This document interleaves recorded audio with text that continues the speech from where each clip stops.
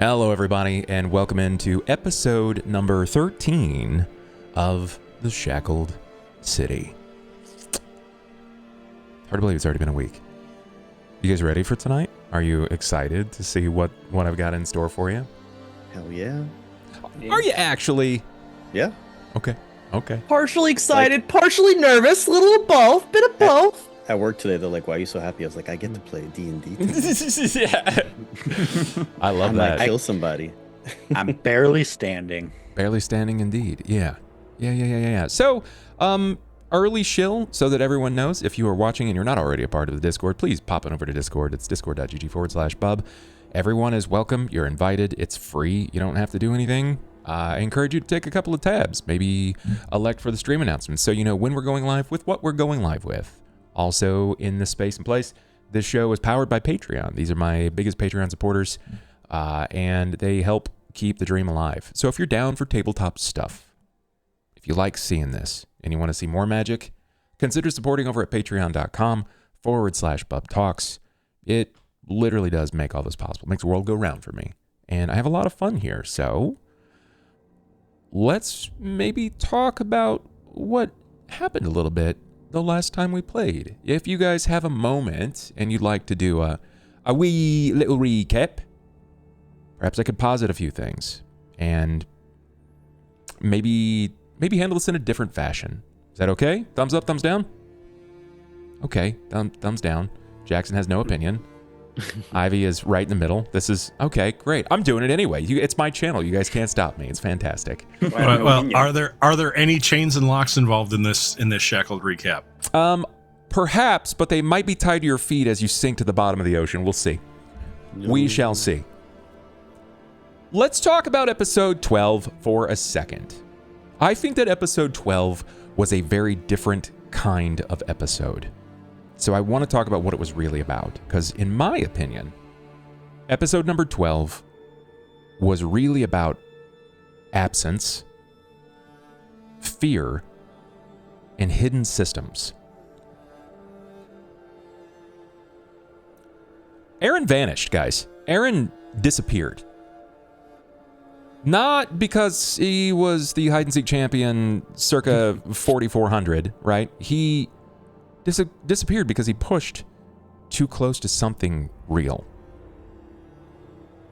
This immediately should alert you guys at the table that danger is no longer abstract, that it's tangible. Someone in Cauldron is not just lurking around in figments or in rumor, okay? These are figures that are willing to act. And not even just quietly. I would be remiss to say that leaving a body in the middle of the streets is quiet. Some might say that's even quite loud. Yeah. The poison dagger matters in this situation because it says that your enemy is intentional, right? This was not a oopsie whoopsies, right? This was practiced. They were trying to leave as little trace as possible. In fact, the only other eyes on the street, Aaron, was somebody that said that they saw a man disappear into literal shadow.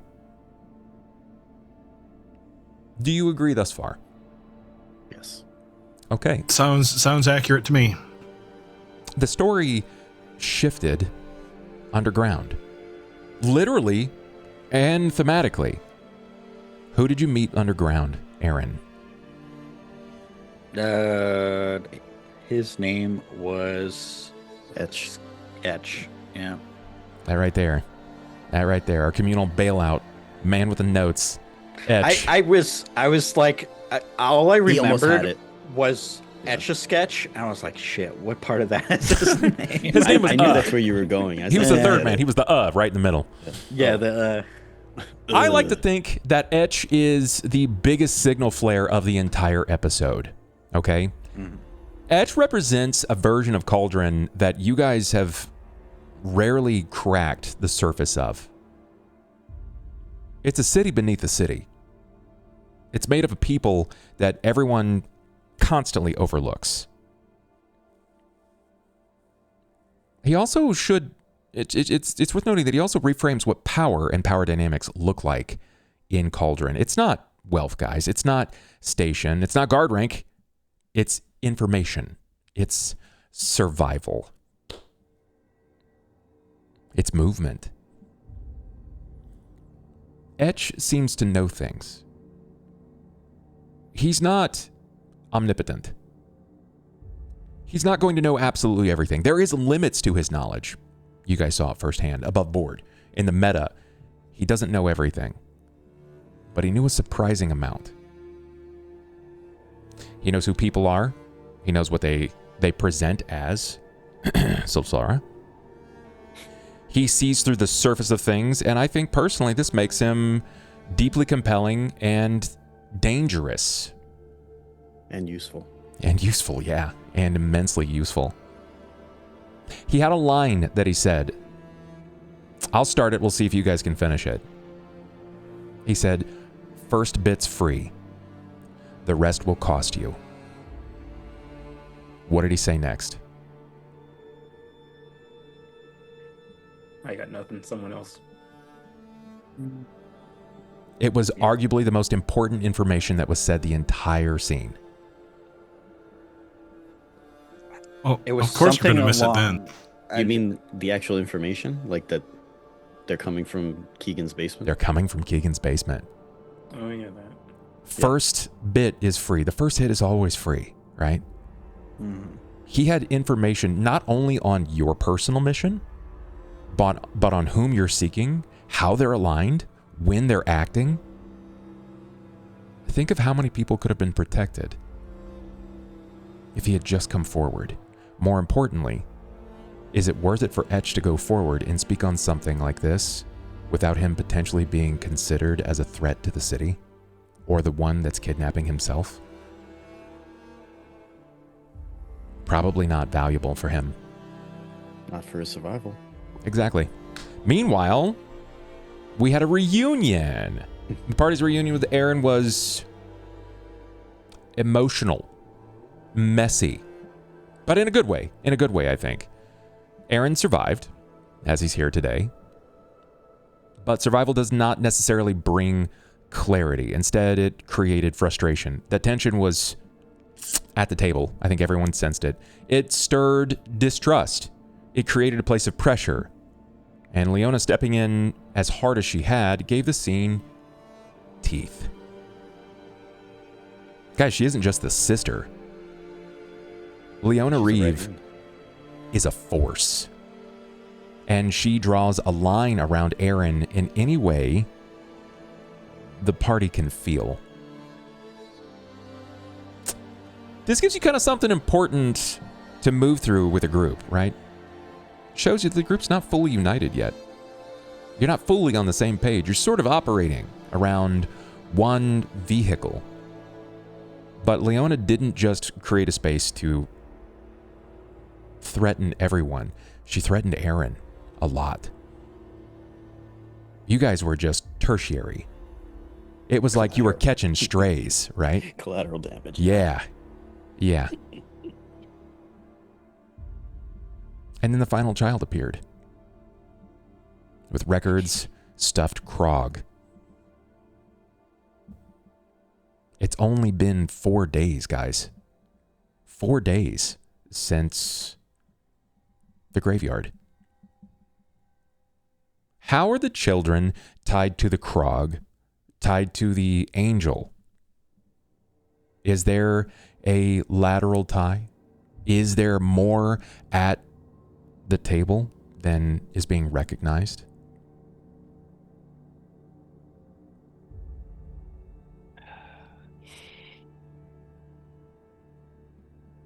What I think is worth noting here is that we have several points that are worth mentioning, and these are hardbound facts, okay? Number one, you guys are behind the clock. The children are still being taken. Dieter is now gone, and time matters. Number two, someone is operating below the city. Not just physically in the sewers, but beneath notice, beneath the law, and beneath polite society. 3, Aaron knows more than he's saying. This has become a point of contingency. But again, we distract from the bleed at the table, and this is Aaron's choice. There's a reason that he's not speaking on what he's speaking on, whether it be for caution, or fear, or confusion, or even shame. It will read as withholding. Point 4. The homeless network matters. Guys, they're not just flavor in the city. They are an entire infrastructure. We saw it with Morris. The moment that Aaron surfaced across the city, maybe minutes later, Morris appeared. He knew where Aaron was coming out. He knew where each of you were at that time. He knew exactly what to say. And he took everything that was coming his way with an exception of money. There's a reason for that too. Point 5. Keegan Gelv is no longer just a locksmith. His basement is now a loaded phrase. What is ever happening down there? Why is everything happening down there? And something that we just can't overlook because it still holds an importance, particularly to one player's story for a reason or another, is the Striders are either allies or opportunists or both.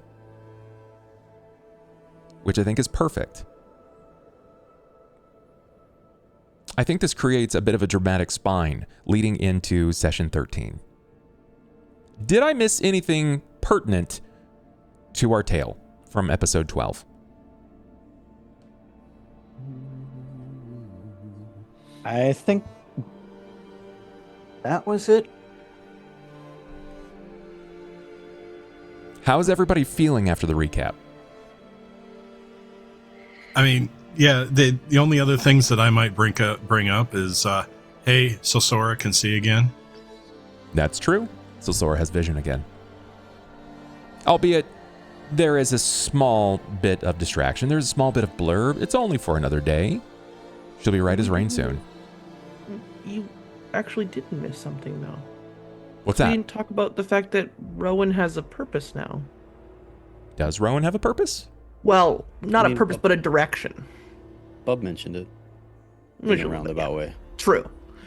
True, but it's kind of the first main sign after Dieter that we've had that Rowan's, like, completely changed gears in, like, the drop of a hat. Yeah, Rowan's involved. How and why, still to be determined. But he was left with one statement. You'll know it when you see it. And he saw it. And he knew to act. That led you to the Striders of Farlanen. Their involvement? Who knows? We'll determine that. Yeah. Well, we've got an appointment with them later at the Drunken Markoth, so. Yes, you do. Maybe Yes, not you do. anymore. We'll see what Sissy says. Sissy. Sissy is crazy. That's her name, the little girl Sissy. Oh, I thought you were talking about Leona. You thought you were talking No. for a moment. I was like, oh no, dude. No, the little girl, Sissy. Yes, Oh, man. at least that was the name you gave her, or Yes. did... Sissy, Marcus, and Declan. I'm going to try to adjust people's cameras. We got people wiggling around in your cam spots. You're all good. I think we're happy with that. Okay. So then are we ready for our intro, our monologue to set our scene? Yes. Yes. All right. Some cities scream when they're wounded. Cauldron does not. It buries it. It locks it behind cellar doors and polite smiles. And it prays that nobody asks the right questions. Because omission is its own kind of lie, right? I think we can all agree. It's not the words spoken, but the truths deliberately left in the dark. The missing child that no one mentions. This is sound beneath the street that no one follows. The door everyone pretends is only a door.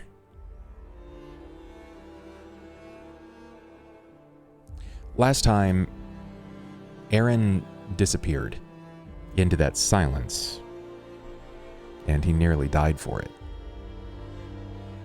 A poison blade found him before his answers did.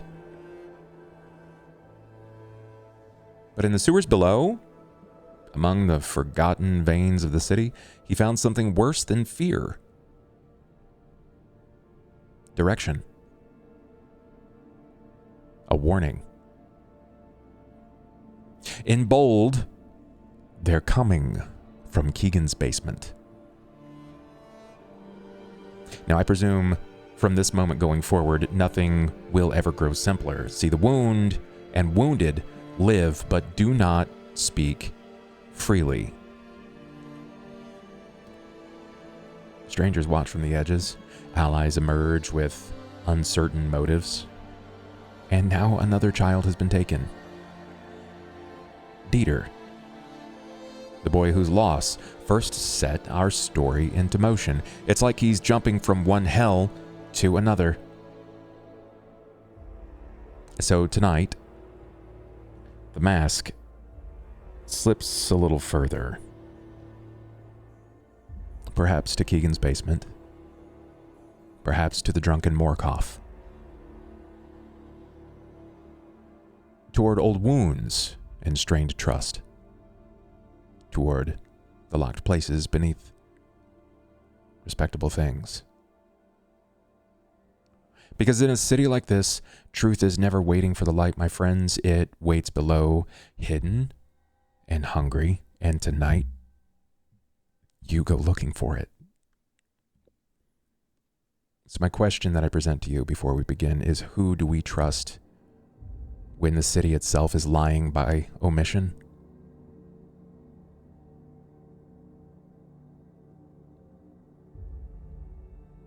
Good luck. We set the scene. We rein things in. And we posit you in the midst and middle of the street. Confusing emotions irradiating from everyone. Pain and loss of total tension and control of all limbs.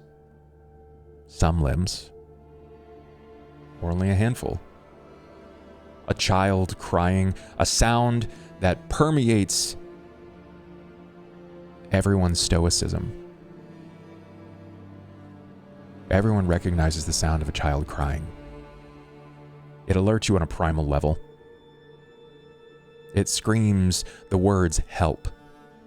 Help me. You did not stand. You did not wait and look around in hopes that a life vest fell upon them. You dashed with motion. And there she stood, this small, out of place thing. Out of time thing. Sissy from the farm. She was crying. She said that they took Dieter. They took him. And she was holding on to something familiar. A small, stuffed animal seen only 4 days prior. The Krog. Our camera focuses on the face of Solsora as you have held this child. You're wrapping your arms around her, assuring her that it will be okay, as you stave back your own field and foray of emotions, knowing what it's like to be surface side, bereft of warmth and arms of protection. You're a shelter from a storm that she has no idea is coming.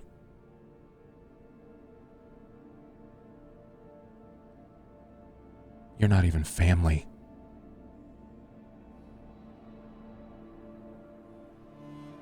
So Sora, what do you say? What do you do?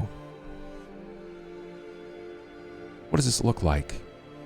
I don't think Solsora is saying anything, at least not at the moment. I think she's got too many other emotions going through that she's trying to keep neutral for the sake of Sissy, because she doesn't want to make Sissy even more upset.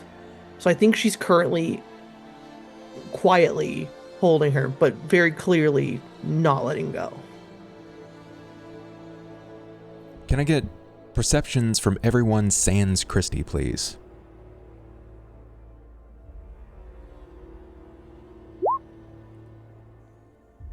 Aiden with an 11. Rowan with a 13. Ah, yes, this rule I'm known for being great at.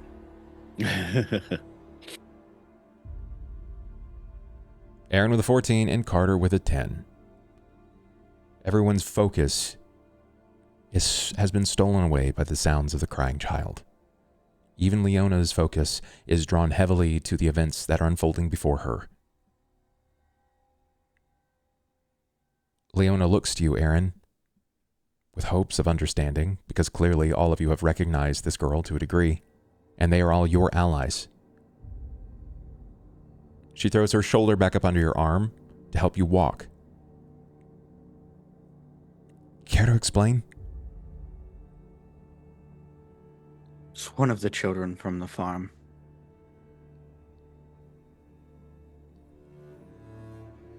What does she mean that someone was taken? Her older brother, Dieter. The child who came to Cauldron all those many years ago to request help. Seems he's been kidnapped. She continues to cry. It's the sound of, like, exultative wailing. Because before, she was just this continuous, low-wheeled siren. But now that she has a harbor for safety, it's like the facade has fallen and the floodgates have opened. It's muffled into your armor, but you can feel it. The decibels that she's unleashing upon you, it does something. Not hurt you. At least not on a surface level. Not on a surface level. Leona looks at the rest of you, but she doesn't stop for the girl. She still continues to carry Aaron to the barracks. Now our conversation had come to a climax before it was broke by the sounds of the child's cry. I'd like to remind you that Aiden was taking in all the information fervently. When he remains silent, that's what he does. He's casting this Sauron-like glare over everything in his field to try to extract everything that he possibly can. Carter's hackles were raised. He is becoming more and more frustrated with Aaron with each passing moment. Rowan feels like he has found a direction. But I want to know how Rowan feels, given the circumstances of what's unfolding before him. I mean, seeing Sissy and then hearing Dieter's taken, he's already upset. But his first thing would be, where is her brothers? Declan and Marcus, I think. I believe that was their names, yeah.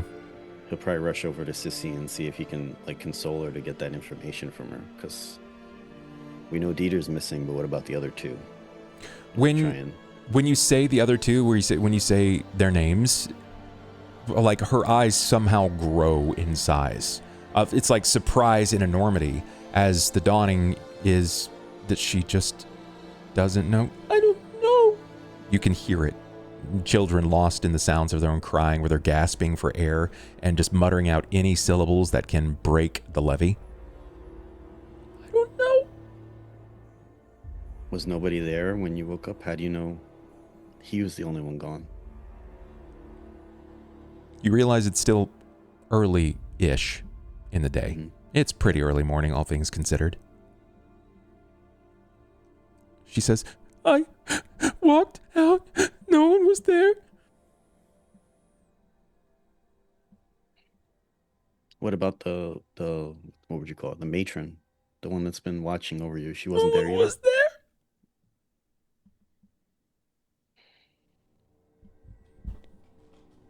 How far are we away from the establishment? Bar.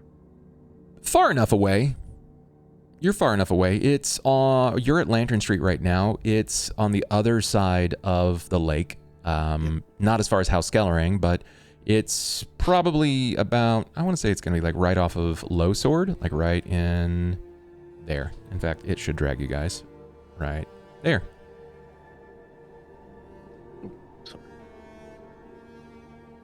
How did she make it this far? Are you asking above board or are you asking in game? This is Aiden asking, kind of muttering, like, how did she make it this far? She's, 7 years old. She probably Aiden, just wandered and cried.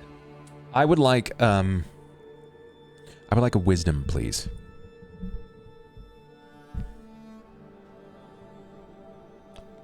I would ask you if you're satisfied with that, but we have no luck rerolls. That thought lingers upon you. How did she get this far? How did she get this far? But as you look on amidst the people around you, as you ask that question, even as Rowan is answering, her cries aren't so muffled that people can't hear it. Oh my God, all right. All right, thank you so much for the 20. Holy. Damn farm. Wowzers. Pay to win, Big folks. baller over Pay to win here. as always. That's 2 luck rerolls. Oh, that's cool. And as you glance around, you realize, despite the muffling of her wails, people are only side-eyeing her and then passing by. You understand the importance of what it means to, if you ignore it long enough, it's not really there, right? It's not really there.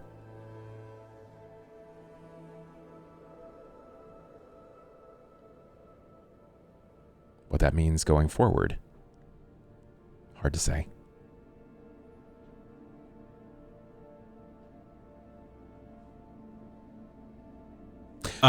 Aaron, we're gonna go check on the. I think we're probably gonna go check on the tavern. You want me to loop the sword over your neck, or you want me to just keep it with me? Loop it over my neck. I will take the belt. I will fasten it so that it forms a loop, and then I put it over his neck and possibly shoulder if it'll fit, so that it stays as secure as it can without giving him any more pain. Got it. Understood. Take her. Sorry, my cat's being a jerk. She wants in this room so bad. As cats do. Yeah.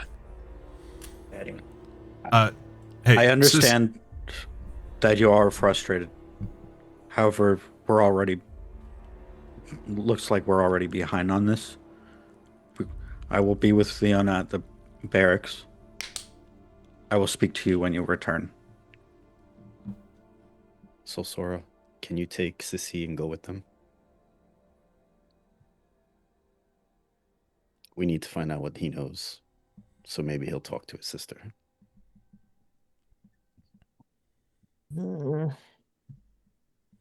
Plus, she'll be safer there at the barracks. Okay. And so Sora will gently let go, but she will hold her hand out for Sissy, the hand that's not holding Krog, Mm-hmm. to walk with her towards the barracks. She does not let your torso go. She's not even holding onto the Krog. She has used Perfect. the lack of space between your body and hers to If she's press not the letting Krog go, into you. can I pick her up if she's not letting go? Yeah. Because I'm going to do that then. She was only doing this in case she didn't want to be picked up, but if she's not letting go, so Sora's picking her up. When you reach down, there is something that kind of goes beyond someone's cognitive knowledge. Like when you feel those hands go like right there on the body, even as a kid, when you're gripping onto someone, like you know what it feels like to want to be picked up. You don't ever lose that. We just get too old.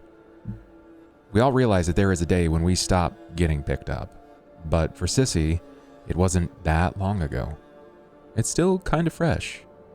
So when you throw, she feels the angle of your index on either side under her arms, and she just instinctively raises her arms up, and as you pick her up, she throws her arms around your neck and shoulders, and she just buries her head in sort of the crook of your neck and shoulder.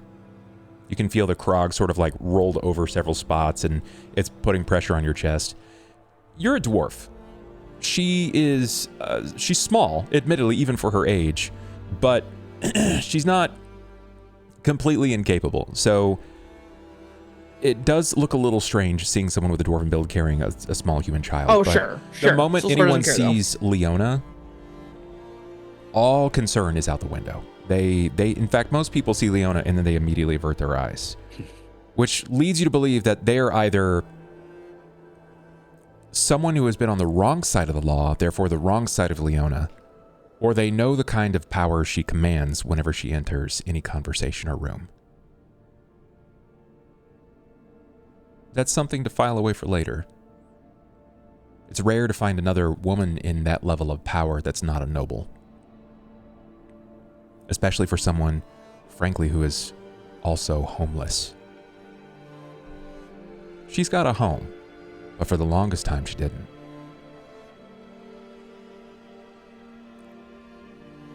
So it's Leona, Aaron, and Solsora walking to the barracks. Yeah. Correct? Anybody else? Yes.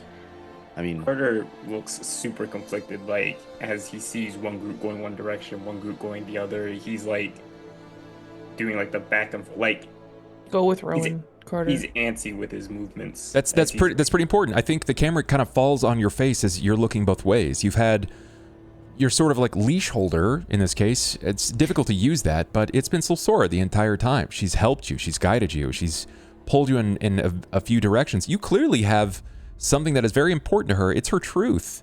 So you guys have some sort of like foundling relationship that has occurred there, and it's rather difficult for you to navigate that going back and forth, because if you go with them, you'll get a little bit closer to the truth of what's happening. But if you go with Solsora and Leona and Aaron, you'll be able to lambast Aaron until he finally answers for whatever he's hiding from you, and you are certain that he's hiding something from you. So the question falls to you. Which way do you go? And I'd like to know why.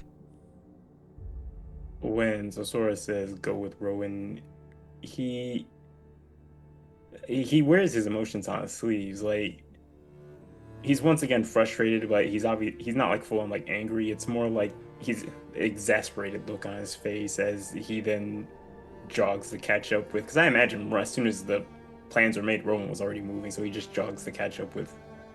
yeah, if Rowan. people are coming with me, he's not going full sprint because he knows you guys got to keep up, but he is moving with haste. That's true. That's true. I imagine that this is a fairly complicated emotion, because some stones, I feel like you as Carter must overturn. You must flip it over. And in this case, all of that that's walking away from you right now is a stone that's clearly ready to be overturned. It's just not happened yet. So, do you think that you... that stone so hard when he gets to the barracks? He's gonna suplex that stone, dude. Perfect. Is that something that I think the others would see? Do you think that the others would see this on your face, that you're conflicted? Oh yeah, he wears all of his emotions on his sleeve. Like mentioning before, like he's got almost at this point 4 weeks worth of memories to go with his general confusion. He's not subtle in the slightest. Yeah. Sora was honestly probably looking for it, knowing full well that Carter really, really, and I do mean really, wants to know why Aaron's not telling everything that he knows. And so Sora already had to try and talk Carter down once. So she's probably like actively looking for it, not just like seeing it happen. She was probably already like sure it was going to happen, but was curious if Carter would actually agree with what Sora said and go with Rowan. Okay. Our camera is first going to settle upon Solsora. Aaron, the child, and the sister. It's funny, it's sisters. And the two of you, varying ages. You could potentially be looking at the next right hand, shouldering the weight of lost siblings. That might sit with you, it might not, but the parallels are kind of uncanny, all things considered. Aaron, Leona doesn't say anything to you unless you have anything else to say to her as you continue to walk to the barracks.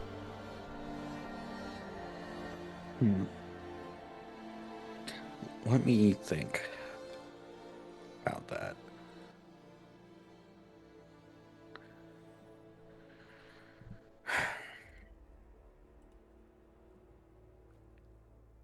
Because Aaron's been hurt before. Okay. I don't know if he's been in this much pain before. Most of the damage he's taken is from just blunt force trauma. Usually from gravity.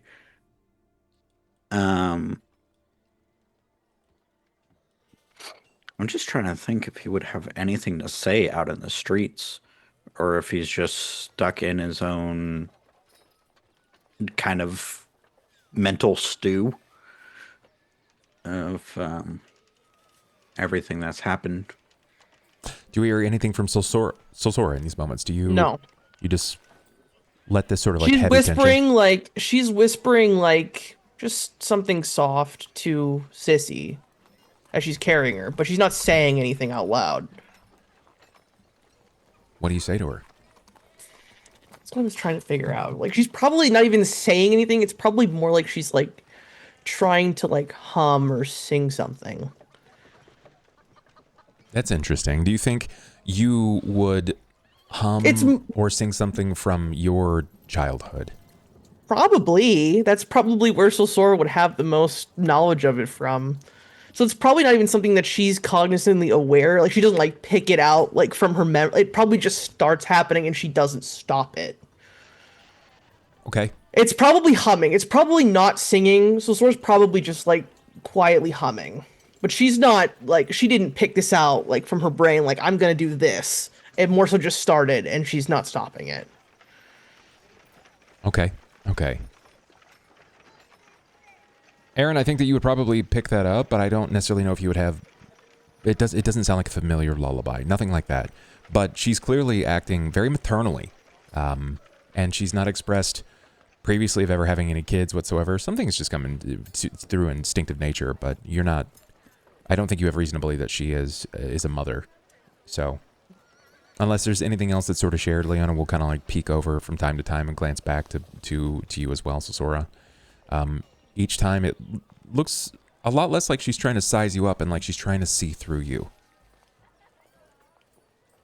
Solsora hates that. That's not her favorite pastime. She can't ignore the fact that you are acting this role right now. Oh, for sure. You find your way back to the barracks.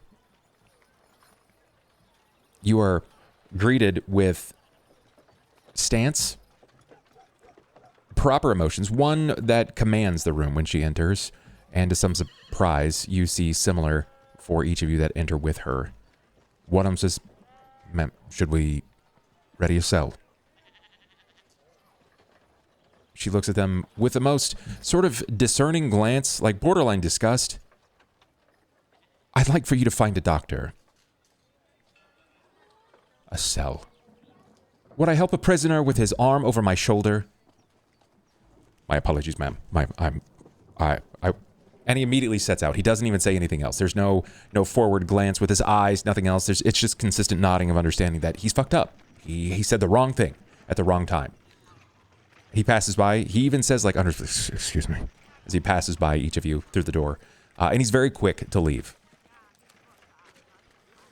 She sits you down on a small wooden, like, kick stool of sorts.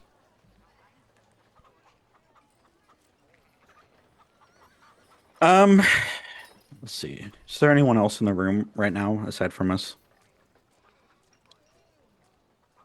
People are kind of coming and going, but the moment that Leona is spotted and it like the tension you can feel, right, when you enter a room and it's like, I gotta.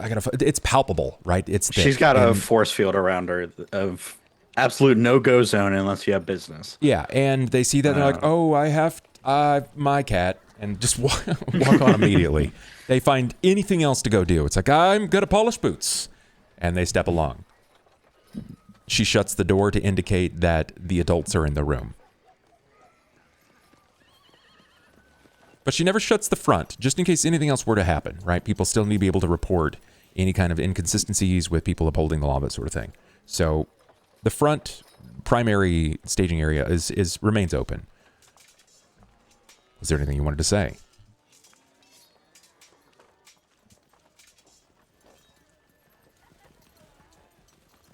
I understand both of your frustrations, and I apologize for that.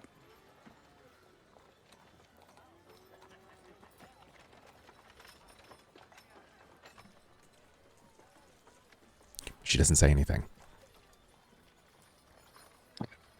Neither does Leona- Sora. I think it's obvious that everyone is a little over our heads at the moment.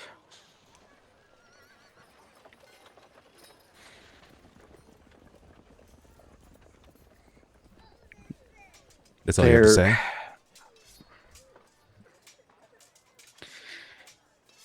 No. I have so much I want to say. I just don't know what words to use. I guess first of all, Leona,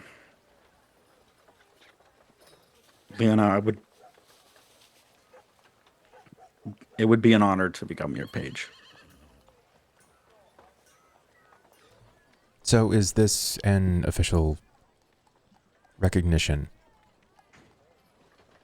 that you finally wish to uphold the law, return to a position that continues to maintain under the duress and scrutiny of nobility while maintaining the law? Yes.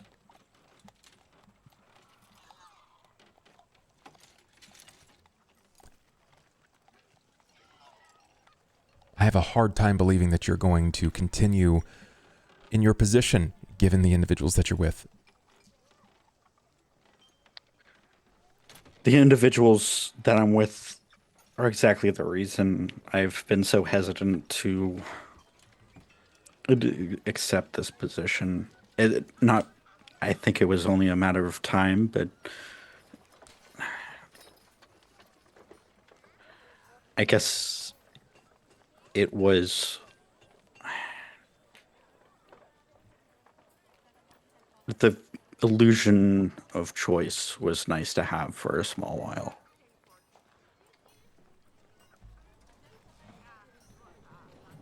Tension sort of lifts for a moment. You see her sort of shake her head in a way that conveys that it's novel.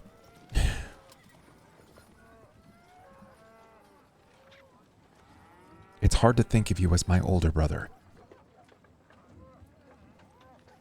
It's hard to think of you as my younger sister. You're commanding the respect and the force that I spent over a decade learning from Tarsion Sr., and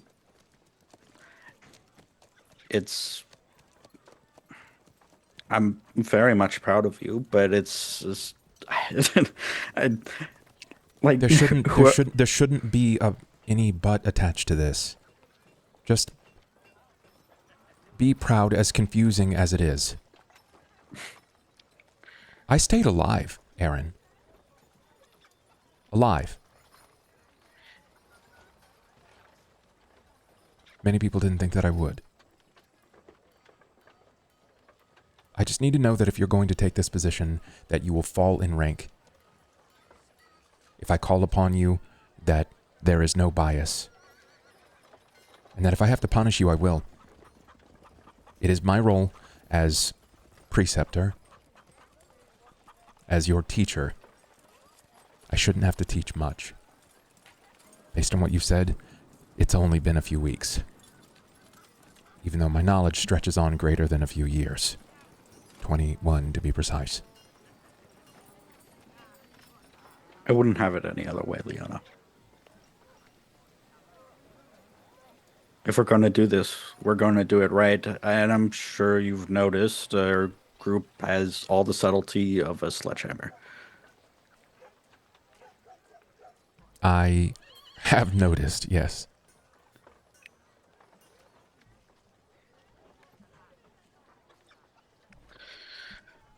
Though I think in this case,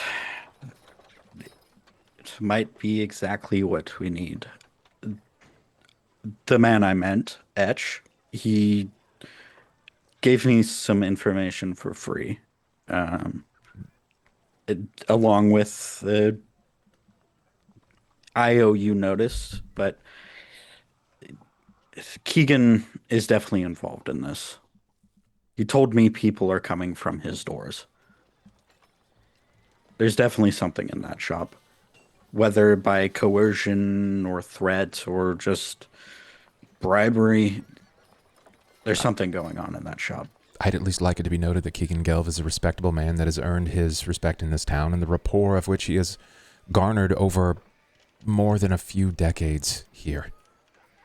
I would absolutely agree with that. And I think, judging by the evidence of his missing familiar and his sudden interest in reopening his business for full days, I think it's quite likely that he's being threatened with its well-being.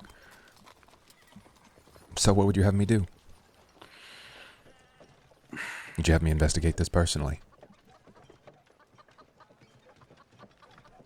As much as I would love to have you come with us, I think that's going to raise a lot of alarm. It would, in fact, complicate things, yes. I would ask for permission as your ward and someone of the guard to officially be allowed to perform a search of the property.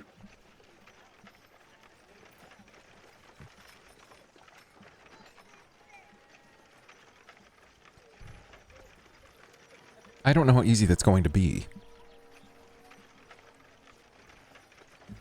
Aaron, you're kind of an anomaly.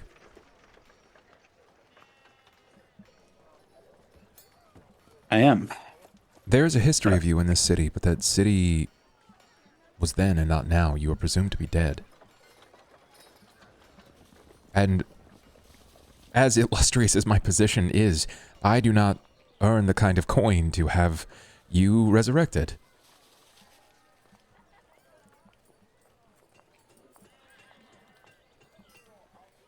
It's going to take some time to make you established, make you recognized. There will be questions. There will be concern. It might even be easier to have you introduced as a new person entirely.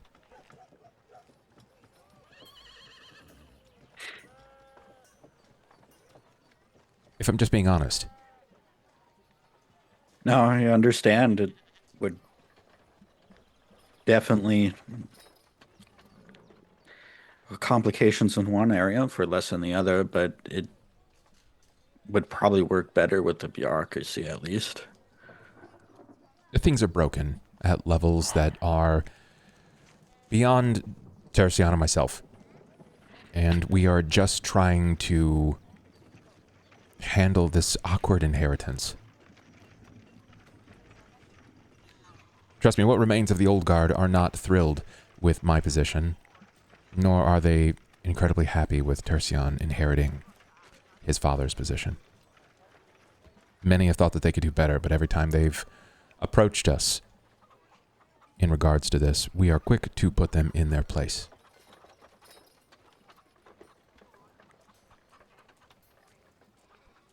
The easiest way to garner this access to the city to garner the recognition of your reintegration into the city would be to meet with the mayor. I don't know how to do that. If I remember the conversation we were having earlier, I believe some of my party had set up a rendezvous with... What was his name, Sosora? Fariel and Felion? Fariel and Felion? I actually Yes. don't remember their names. That's not even Sora forgetting, it's just Yeah, me. no, it's very... I have Felion. Felion was the Felion. one watching us. Yeah, film. Felion was Yeah. the one that Sora had seen. Mhm. And how is that going to help us here?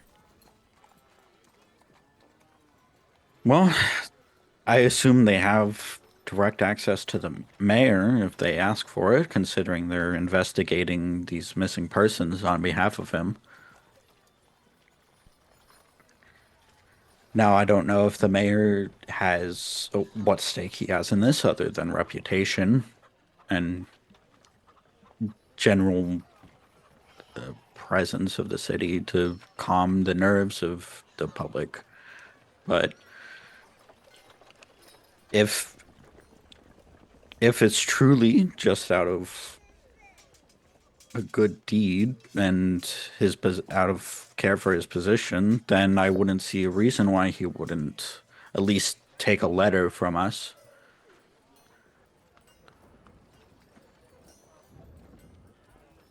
I suppose it can't hurt, but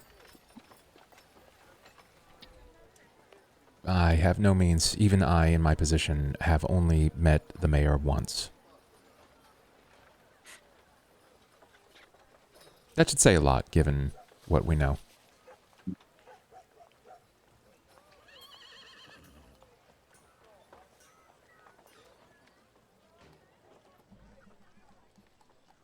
So, if that doesn't work out, would you be able to... Is there anyone you trust within the guard outside of Terzion that would be able to act as a figurehead? She pauses for a moment. She sort of like leans on the counter next to you. She places her elbow down hard. She begins rubbing her neck. Maybe...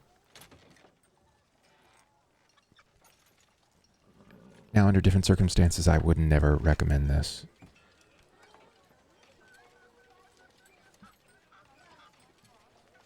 Maybe you don't become my page.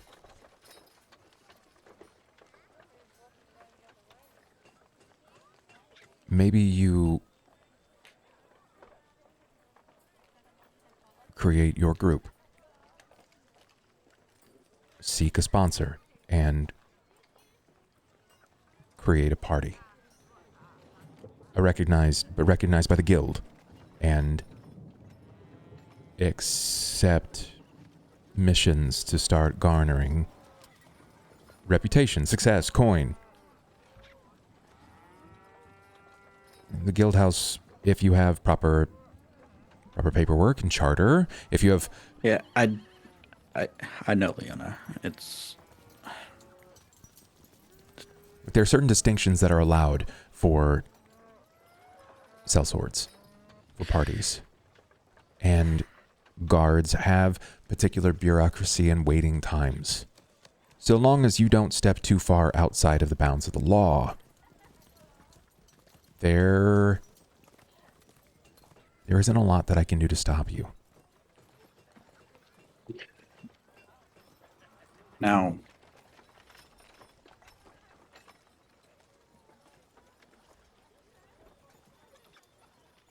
this is an idea, but it's not one I'm keen on. As much as the freedom of a sellsword gives you, I mean, this I've basically been running around the last week doing exactly that. Aaron, it could take weeks. If you wish to search Geek and Gelves, you may have to do so under far different measures. It could take weeks to gain the proper paperwork, to gain the proper permission, especially for Keegan's. Especially for Keegan's. You're not talking about moving into Menudo's board to look for a criminal. You're talking about Keegan Gelf. He's outfitted almost every proper building, the bank, the cells, everything has been outfitted by his shop. He's practically a noble. Practically. That's why he's such a good target. Now, let's say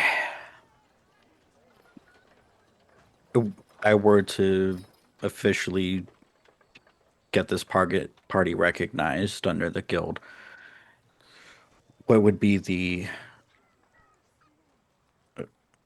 required? We're already hired under Jenya from the church. She would have to pay a stipend to the guild house to be a recognized mission. Then you would have to formally accept the mission. This could be done significantly faster, even if it calls claim against Keegan Gelf. I'm sure you recognize that the churches hold quite a bit more power than a simple locksmith.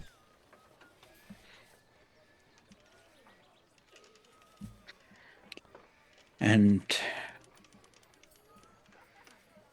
sorry, I'm not too familiar with the laws of adventuring parties at the moment. This would be entirely legal under Cauldron's charters. They have their own rules. They have things that you have to follow, but you also have to pay frequently. But it's a quick way to make more money, and more often than not, people are making quite a bit more money than us, especially if you're good at what you do. And right now, it doesn't look like you're very good at what you do. But it will at least afford you an opportunity at earning money where others cannot. The only reason that more people don't become an adventuring party is because they can't afford it. It's a big leap right out of the gate. You have to pay 100 gold to even be accepted and have a 4-member group minimum. 100 gold. So, Sora, how much were we paid by the church for this mission? I know you said there was a monetary value, but you never gave me a number. Scrolling, I can't remember. It was 1,000. 1,000 gold. Yeah, I was trying to make sure it was Upfront. 1,000. Upfront, 1,000 gold. So long as the church pays the fee, I can't remember what it's called to get it started. I'm not an adventurer. I didn't look further than the guild than I had to. I found my calling. But so long as they pay their portion, it shouldn't be an issue. You might have to pay it for them if they've already paid you up front.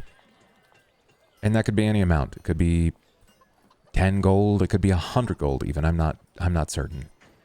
But they still remain in business to this day, and it's not exactly like they have their own sponsors. They just fall within a very unique line of laws. Did Sosora say how much? No, No. I don't think Sosora's going to either. I was trying to debate if she's going to. She's going to use the phrase enough and call it good. Enough. We can pay that up front. That's fine. They paid us up front, so... There is a unique calmness when you say that, and it's something that you haven't really noticed up to this point because the sounds of the cries have been drowning out much around you, but as you speak, sort of the hum of your chest, it connects with her, and the cries they've dropped down to this like low moan, and you realize that she's sort of like cried herself to sleep just in your shoulder. Every now and then you hear this like, but you realize that it's like parsed with a very heavy breath over the top of it. Now, Leona, if I were to, I know you said you didn't look into much, but if I were to go for this adventuring lifestyle, Hey, maybe bring it down a little, because Tercion's going to be very upset. if I told you to turn away from this? Would that bar me from further affiliation with the Guard? I don't know. I'll brush up on everything. I'll figure it out. Tersian has a much better understanding of this than I do, but I'm sure there are some capacities where we are capable of aligning ourselves, but not under all and official. There's a reason that there is a guild, and then there is a reason that there is a guard, because someone has to police the guild when they step out of bounds. Well, what I'm saying is, could I temporarily become part of the guild for this mission and then drop out and join you as your page afterwards? I mean, I suppose so, but it would get me recognition and probably speed up the process. And what if you fail, Aaron? What sort of recognition do you have after that? Do you think it's been easy for us to not be able to find nearly 40 missing people in the city? I bet it's been very difficult. But, Leona, I think we'll have a lot more to worry about than my recognition if we fail here. I can fall under the banner of the Guard, and everyone will say what they say about the Guard, which is we're doing what we're doing out of convenience, or perhaps out of willingness, favoritism of certain deeds, or misdeeds even.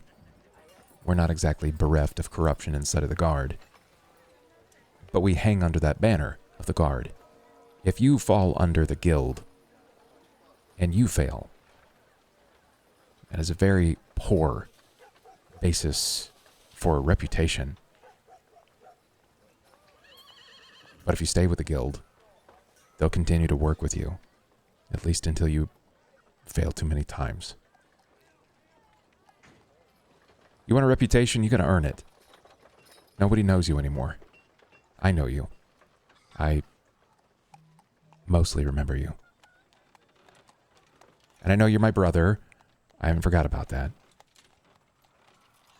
But you don't really know me anymore. You only know a small part of my story. Chapter 1 at best. You're invited to read the rest of the book. But you gotta grow your own pages here, man.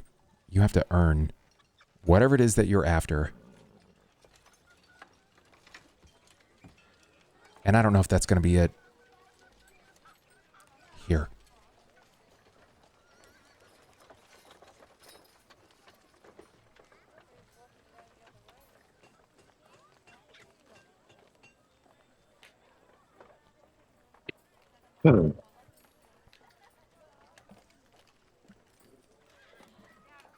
Something I never even considered until you brought it up. It's goes against pretty much the majority of what I was trained for, what I was built for, and sure, I've been a little out of line within the last couple of weeks, but When we were reading Tersian's statements, his journals, over those last days, you left on private assignment. That was listed several times. Aaron left on private assignment, and as a page, you cannot be held accountable for all of the things that you may have accomplished in that time. Be honest with me. How often did you go against the grain of the law? until that day,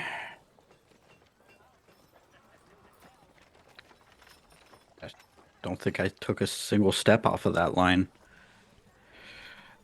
It was a mutual understanding between me and Captain Skellerang.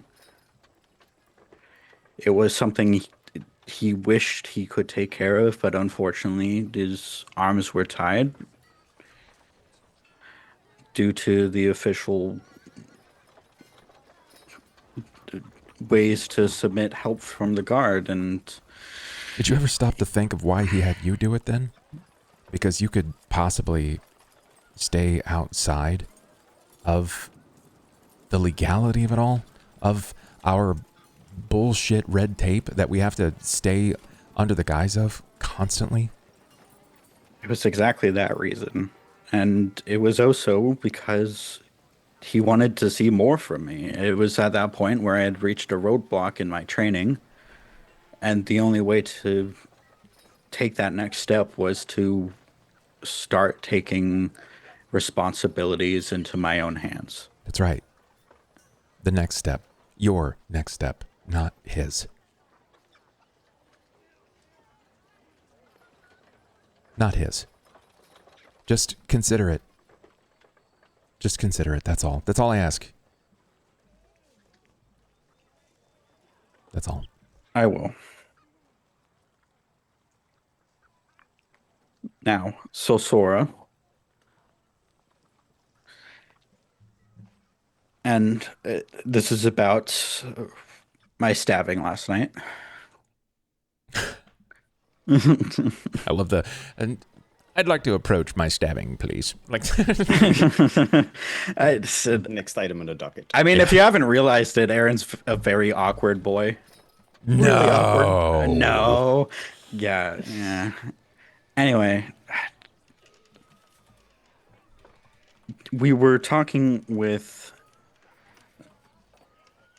about the shadows from the Underdark.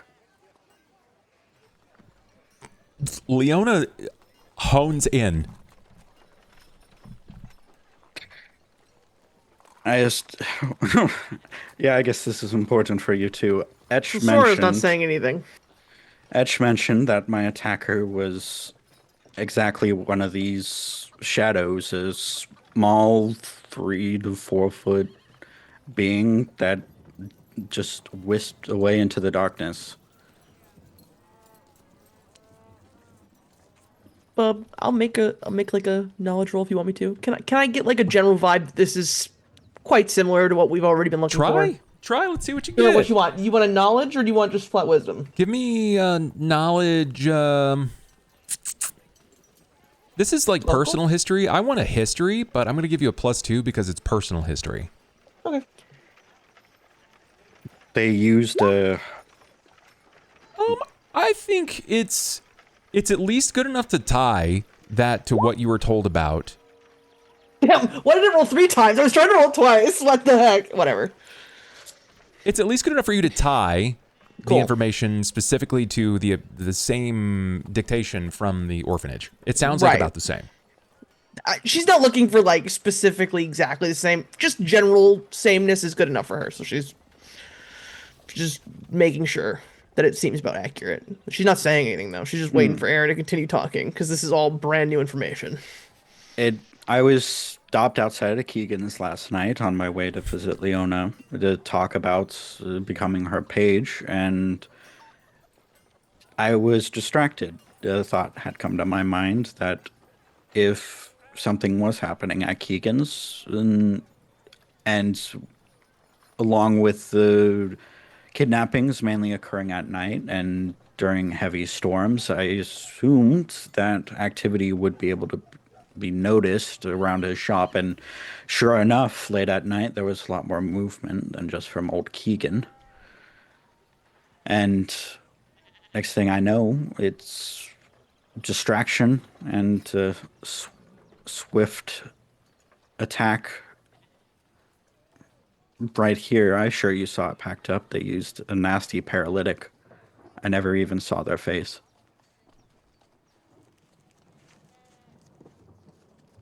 She's just nodding along, taking in all of the information.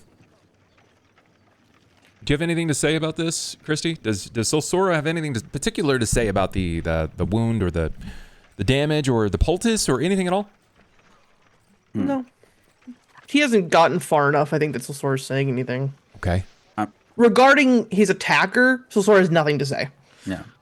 I'm sure that if Etch hadn't grabbed me, then the paralytic would have killed me far before I bled out. Well, Suppose I have someone to thank for that. But it's still interesting, this person, Etch, you called him Etch. Is it a man? I think so, but honestly, I really couldn't tell. From my understanding, he's a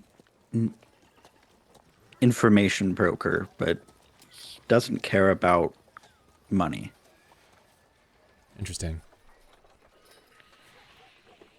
He wants favors. He wants more information. As far as I control, he has a sizable reputation and standing with the homeless population within the city. Interesting. I mean, we aren't exactly short on the population of those without roofs. It's just speculation, but it wouldn't surprise me as someone of like that. There's a structured organization between the homeless people.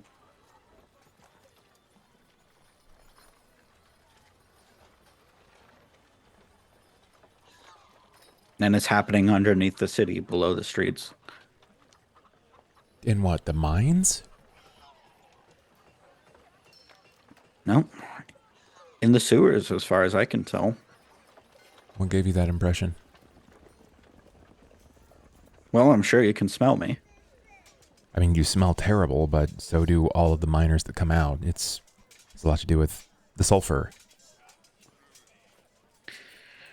Well, it was very damp, and it definitely didn't look like any mines, though I haven't been in many. It definitely looked and smelled like a sewer. Right.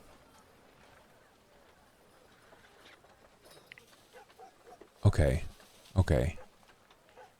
I don't even know where you enter for that. They threw me out somewhere in the wooded area right across from the orphanage. Though I doubt if you scoured the entire area, you'd be able to find their entrance. Got it.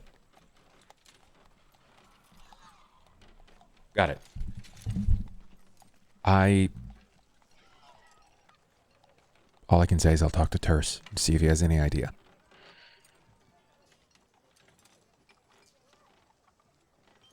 He's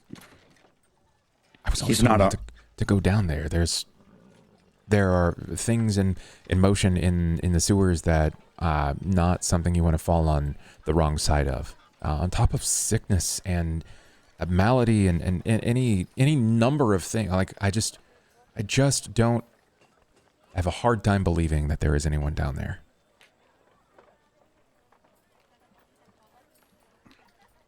Maybe there's some races that are better adapted for living down there. I mean, I suppose anything is possible, but I'll do my due diligence and see what I can find. It's roughly this time as you're starting to explain the next point. The guard returns, and in company is a surgeon of sorts, someone who operates as a medicinal healer, and it's not like an apothecary, but they do have a bag full of poultices, unguents, things that are going to sort of like help and heal in the situation. And they begin to look you over. They see where you're sitting. Obviously, you sort of have like this arena of people around you, so you are the target to be investigated. The guard again apologizes for the assumption and will immediately leave this place. She says, I think we should table this for now. That seems like a wise idea. I don't think he's an enemy, but he's not a friend either. Is there any conversation as our camera turns across the city, finding our way loudly to the three of you in the streets? You're not exactly running, but you have picked up a heightened pace. The city moves lively around you. And Rowan, I like to believe that you're probably leading this 3-man procession. As fast as I can without losing them. Yes. Aiden is not incapable, but he is not nearly as fast as you. Note to self. Buy a damn walking stick or a staff next time. Didn't you take one from the house? And he just keeps running. Aaron made me leave it behind back in underneath the temple. Do either of you say anything to Carter? Carter is harboring this very... I don't want to... I hazard to say angry, but a very frustrated face. I mean, I would probably just reassure Carter, like, hey, like, I just want to make sure the other 2 children are okay, and then we can go back to Aaron and figure out what the hell he's not telling us. But I just want to make sure all the kids aren't missing, or if it's just Dieter, because she didn't know. Yeah, I know. And she said it's nobody was at the inn, which is unusual. No, that's bad. What if the inn's been taken? I don't know. What if all I of don't them know are what these things can do. Yeah, Apparently none of us do. Apparently they just jump out of shadows and stab people. Well, just think of it this way. The longer that Aaron stays in the company of Sosora and his sister, and marinades in their presence, the less likely we'll have to smack him around to get him to finally open up. Also, I didn't think Sosora could keep up with us. That's why I sent her that way. I could have trust carried her. No, you can't. I could tried. She is rather sturdy in all that metal armor. Yeah. Even if you did, you wouldn't be able to keep up. Well, you just run really fast. Aiden needs a stick. I think it would have balanced out. That lingers for a while. That moment. There's something about these unique seconds with each other that sort of reconfirms that you're all on the same page. It's like the world is spinning around you, but eventually the lights sort of focus on the area, and all of you have the same goals, even if you see through things a little differently than most. There's something that's very nice about that. And I'd like to start us here with the following. Each of your eyes sort of begin to focus on that location. It's the tavern. You come to know this place as the first space where you are afforded solace, a roof, and a meal. Maybe not for yourselves. Maybe not under the reputation and the false prestige of being a noble. But for the children. The 4 of them. Dieter. Sissy. Declan. And Marcus.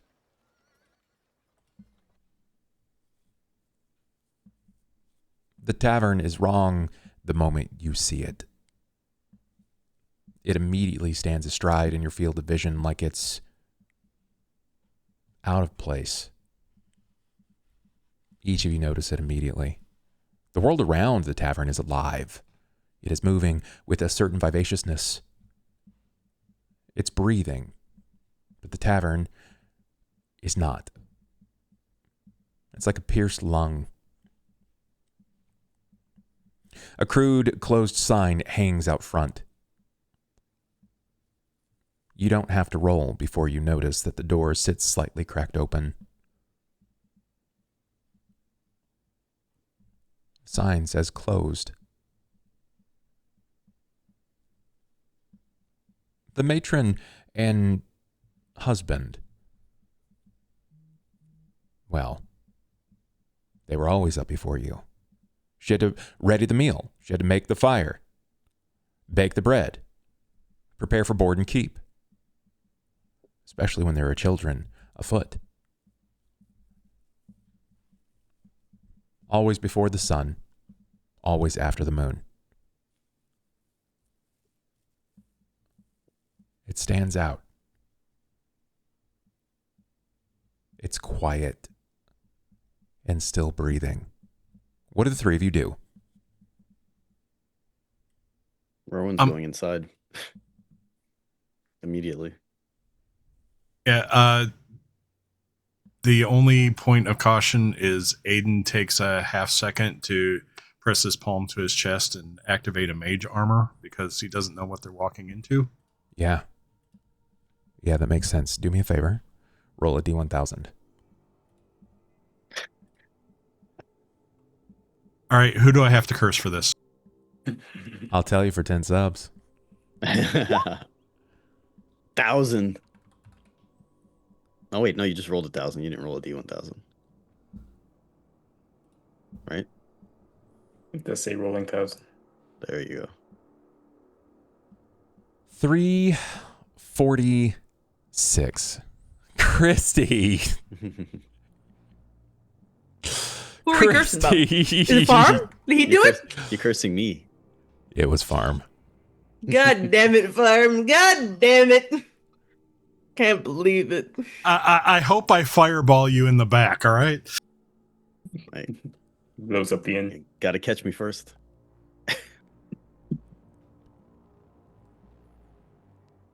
My spellcasting friend, my wizard. You target yourself for a spell. You prepare a mage armor. And where you're expecting this sort of oblative series of arcane arts to spoil and spill around you in some magnificent armor, guarding you from sling and arrow alike, you're met with nothing. Nothing. I need a perception check. Your DC is 22.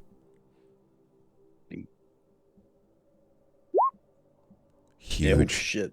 Nice. The moment that you cast upon yourself and you're expecting this armor and you're met with nothing, something kicks in your backpack.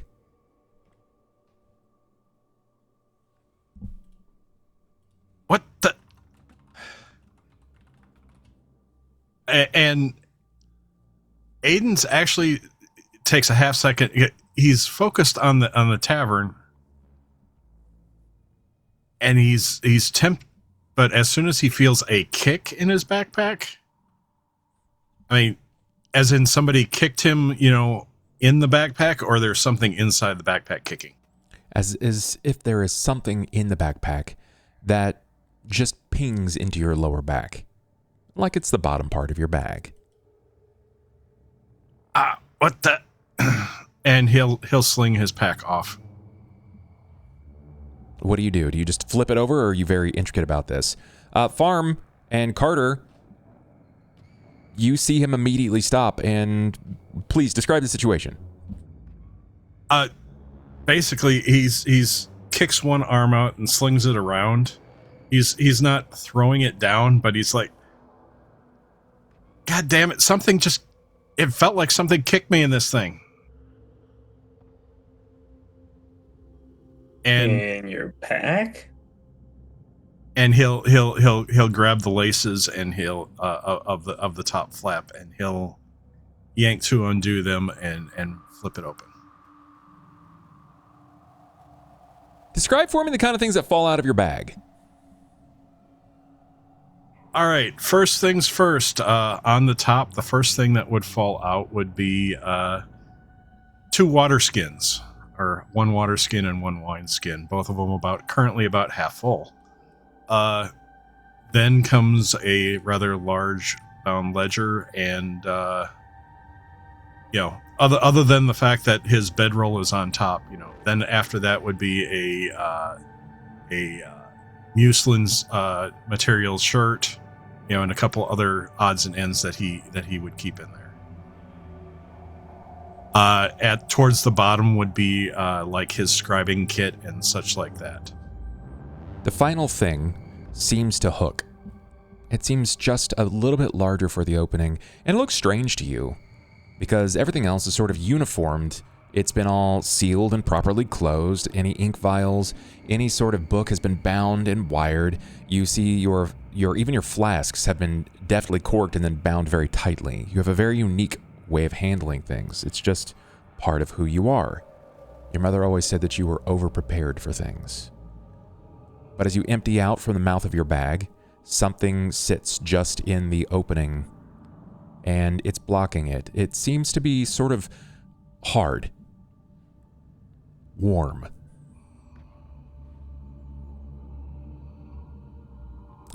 It's hooked on something. When he tries shaking, and if nothing falls out, then he'll turn it back around and he'll pull the opening and he will glance inside. You pull back the drawstring further so it creates a larger spot. There is an egg in your backpack. It is about 1 to 1.5 feet in diameter. It is sort of like a coppery brown color.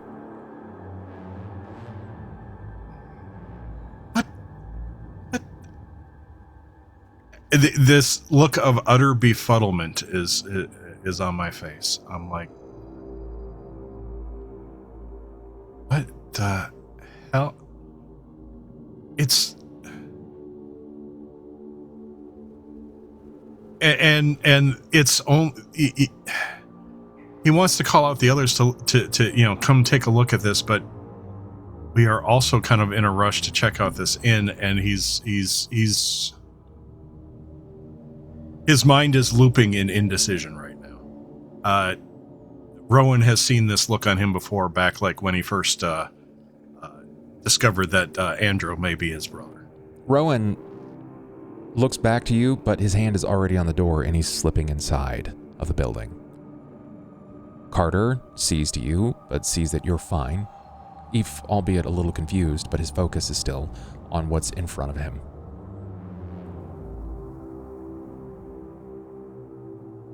They begin to disappear into the establishment. What do you do? The egg itself is sort of chitinous. It is spiny, textured a little roughly. It's, if I had to better describe the color, it's somewhere between copper and like a mottled tannish red shell.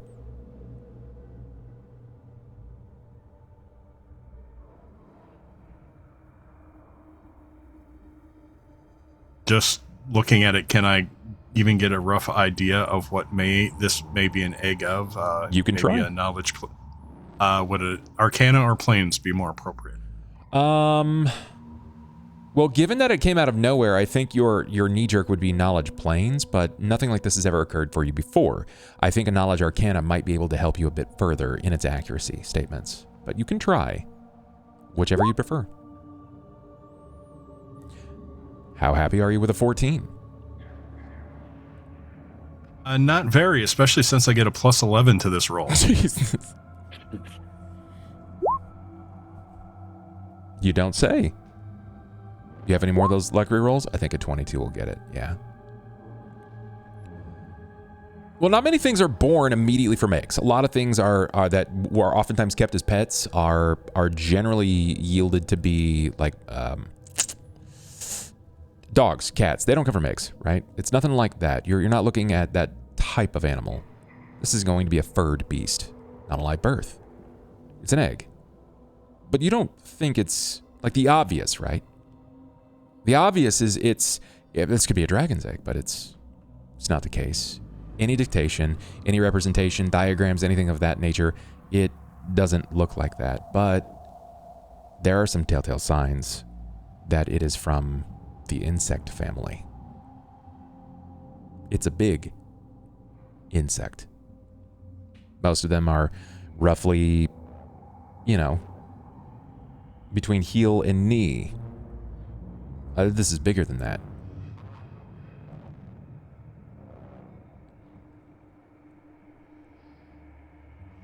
Um, 22 got you the family. If you're willing to take a very specific type of the very specific type of die, I don't know, maybe of the desperation variety, and you were to net a 3 on it, net 25, I would tell you exactly what kind of egg it is. I am not that desperate at this point in time. You also know with your arcane that if you fail to incubate it properly, that the creature will die.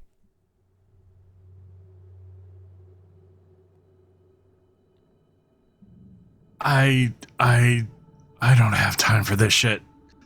And it's only because currently everything that he owns in his life was in this pack that he will take a moment to at least roughly stuff everything back. He's going to put his shirts and clothes and stuff on top of the egg first to kind of half protect it, and then put the other stuff on top of it. He's not going to close it super tight, but just enough so that everything will be secure enough. Not necessarily the best thing for investigating the inn, but again, right now this is all he's currently got left in the city. So, For what it's worth, both of you saw the egg. You don't know immediately what it is, but if either of you would like to make a check, you can. The same stipulation applies. Knowledge Arcana 22 will net you that it is of the insect variety. Anything less than that, it's an egg. 25 or greater will tell you what it is. I mean, I don't have Arcana, I have Nature. Nature would probably also get this. It's not uncommon to nature, but It is hard. Nope. I can try for planes, if planes will work. There is a planar variety of this creature, yes. I'll use one reroll. I'm Okay. always got some at the end of the session.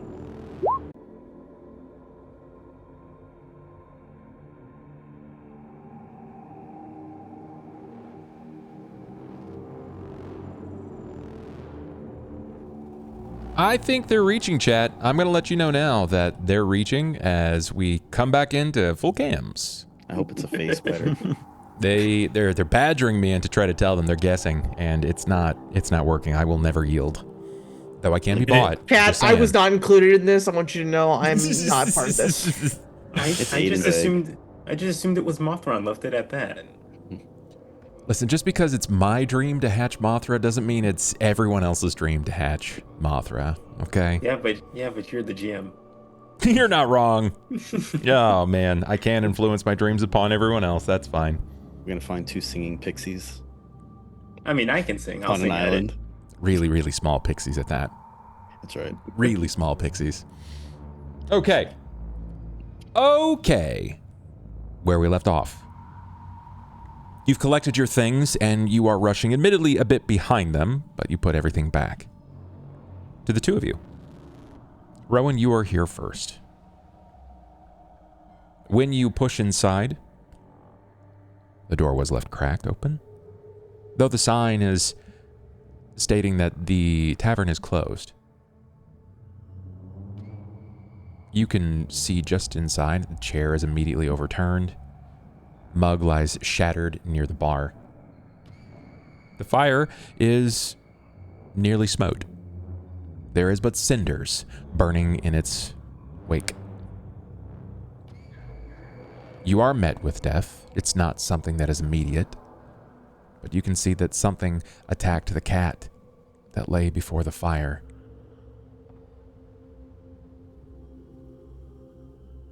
It's not like it was a weapon.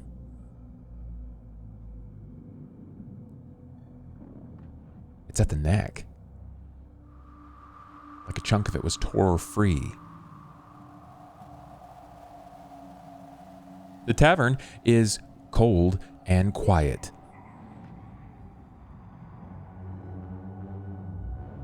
Carter, you see the same. I'm assuming that both of you pause to take all this information in. Yeah, look around and see if I see anybody or anything. If I see the dead cat, is there anything that might have killed it around, like things like that?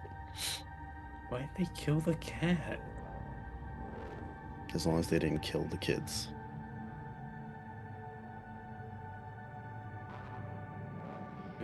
Check the room upstairs. I'll head upstairs. Aiden, as you step inside, you see them in their momentary pause. You overhear, why did they kill the cat? As long as it didn't kill the kids. Small, short conversation before they, in this case, Carter bounds to the stairs. Wait, what? Cat? And then Aiden will sit and take a look around and take in the scenery himself. You do. The place is cold and quiet. No sconces lit up on the walls, no candles lit on any table, a table turned over, 2 chairs, a broken mug. Shattered near the bar. I'll head towards the bar and towards the door to the kitchen in the back, see what I can see. The moment you head to the bar, you can see that there was something that occurred behind the bar. There is a single, like, leather slipper. It's a woman's slipper.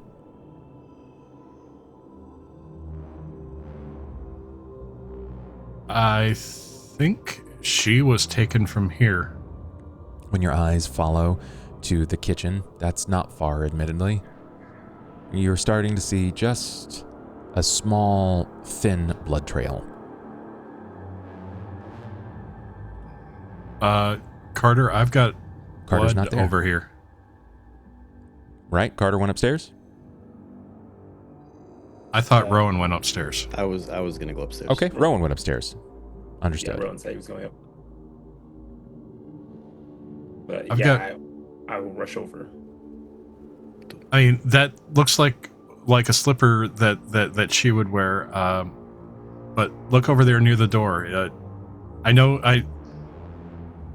know you got the film over your eyes, but still, sometimes you see things that there's blood coming from under that or towards that door.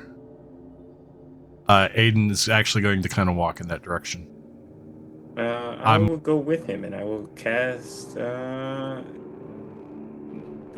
standard Carter procedure of Detect Fiendish Presence. detect fiendish presence. I love that there was a small part of you right there that was like, I roll a D1000. Like it was rolling. I felt like you were expecting it. No, we had one singular impact today of wild magic.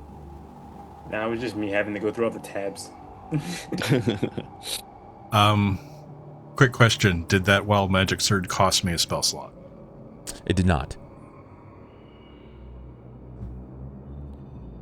You throw on Detect Fiendish Presence, and as the world sort of pales and hits that gray again, just to sort of tailor everything with those extra shadows and the bizarre outlines that sort of hit things into your field of vision to show you that something really gleams with a fiendish presence, that there is a certain stink of an alien demonic feature upon the world around you. You are met with nothing.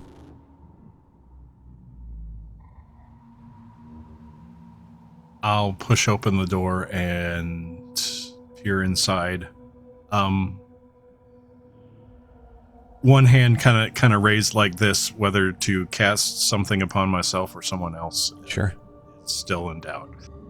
You feel yet again another small, like, lump or kicking in the back of your bag.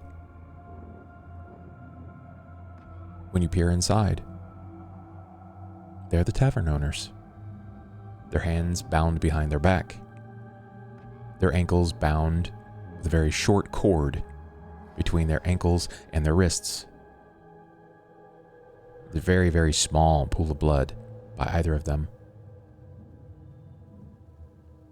Their body does not move, but after a moment, her eyes move. The husband is facing away. The wife is facing you. From the ground, you see her eyes dart up.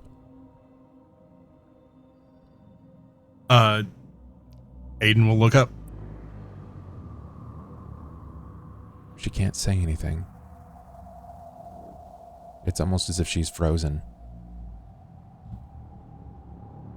And seeing that there's nothing above them, he'll then go to her and he will pull out his knife and he will cut the bonds. Check them both. When you cut the bonds, neither of them reach for anything. He appears to be unconscious, his mouth agape, a string of drool sitting in a puddle upon the wooden floor. Her eyes trace you, but she can't move. It's just motor movement from her eyes.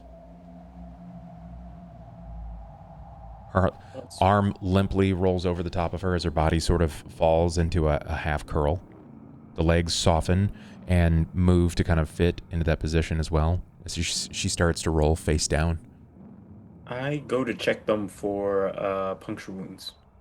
It doesn't take much. You realize following the source of the blood, you'll find that they've both been stabbed.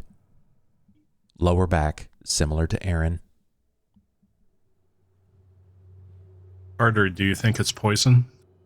It's what happened to Aaron. Even the same area.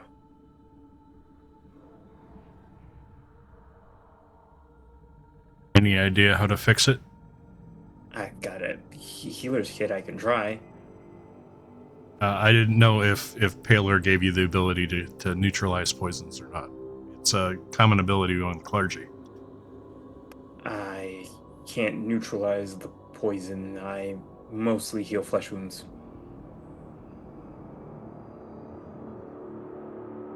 Give me a heal. Sure thing.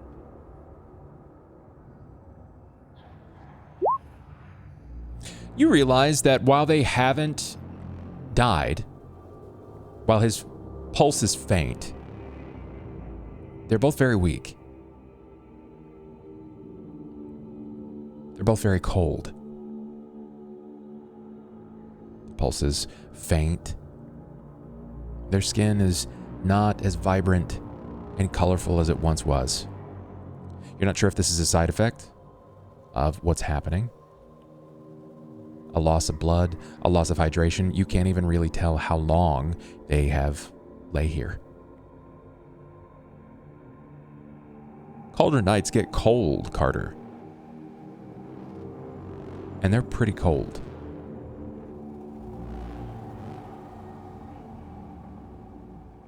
It feels like they've been here a while. This isn't good. This is gonna need more healing than I can do.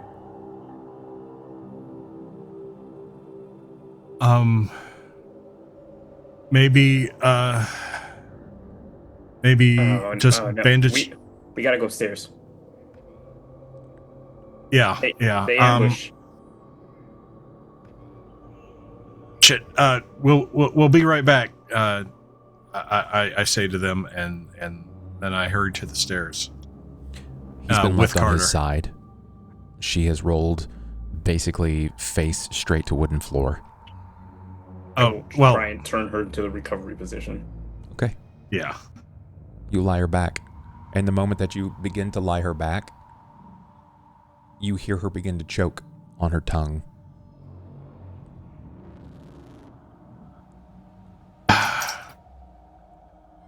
I change how she is lying, and if that's not helping, anything in my healer's kit that I would know off the top of my head that can help with that? I think a 19 is still fine for you to realize that they may have deliberately left her there in that position so that she didn't die. On her side so that the tongue could lull.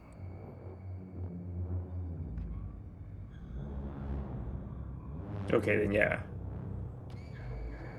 Then I lay her on her side so that way, like, try and, like, put her back, like, how we found her. Sure. It's a little more difficult given that her arms are no longer bound, but if you push her up against like her husband, they could support each other, sort of build like a triangle of sorts. Yeah, it should be too hard. Yeah, I didn't think so. It will take both of you to do it though. Our camera will pan. Moments still before each of you moved to behind the counter. We follow Rowan. Rowan, the stairwell has never felt so long. You look upon this in a way that makes you slightly shaken. Not because of what could be on the upside of this stairwell. Not because of what could be behind that door, but because you have this forlorn feeling of living this exact moment once before, where you had to traverse a flight of stairs, and the only sound you could hear was burning. Burning. There were no cries. There were no screams. It was a razing of your familial home that feels like less than a memory.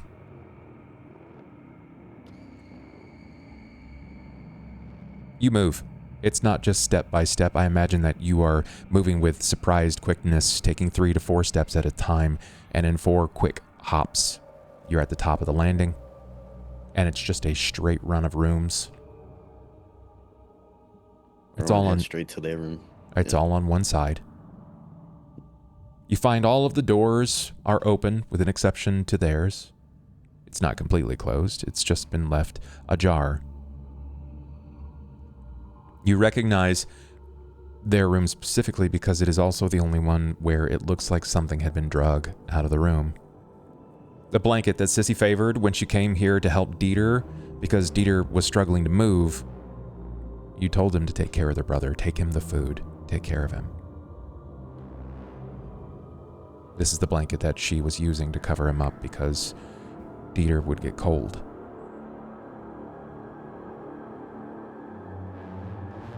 Do you kick the door in or do you slowly push it? No, he pushes the door in. You push the door in rapidly. Yeah. It's vacant. It's empty. Not that the beds are missing. The blankets clearly have been torn off of each of the bed, revealing their hay-like nature. It's not exactly the world's comfiest tavern, but it's enough. It's off the ground as well. There was clearly some sort of incident here. Blankets just don't make their way off the bed. Things don't just get left behind. It's not like they had much anyway. What do you do? Take a quick look around. They didn't have anything, but just to see if there's any other evidence other than the blanket and seeing like something was dragged out of the room. Because the kids are small, like they're easy to take, but Dieter's not, so that's probably why there was drag marks. Give me a perception. It's really good. You get a unique glance at this. See, you had the upside of knowing exactly how the kids were staying in this room. It's sort of cramped. Problem is there were 2 beds, one of which was a boy, nearly a man. The other were a bit younger still. But it's hard to house 4 children on 2 beds. Especially when one is taking up the entire bed. You get a moment of sort of peering around the room, taking it all in for what it is. You begin to take in any of the extra scents, any lingering aromas. You look for any kind of ink or dye or food or blood spilled. And you don't see or sense any of it. The thing that meets you with surprise is there was a 3rd bed. You only see this because you're really investigating this. You're looking it over like a hound for any sort of detection whatsoever. A 3rd bed was made beneath. It's a flat, a roll that was rolled out. Very small blanket. Very small flat. Sissy was under this bed. It dawns on you why Sissy wasn't taken. Didn't see her. She stayed quiet.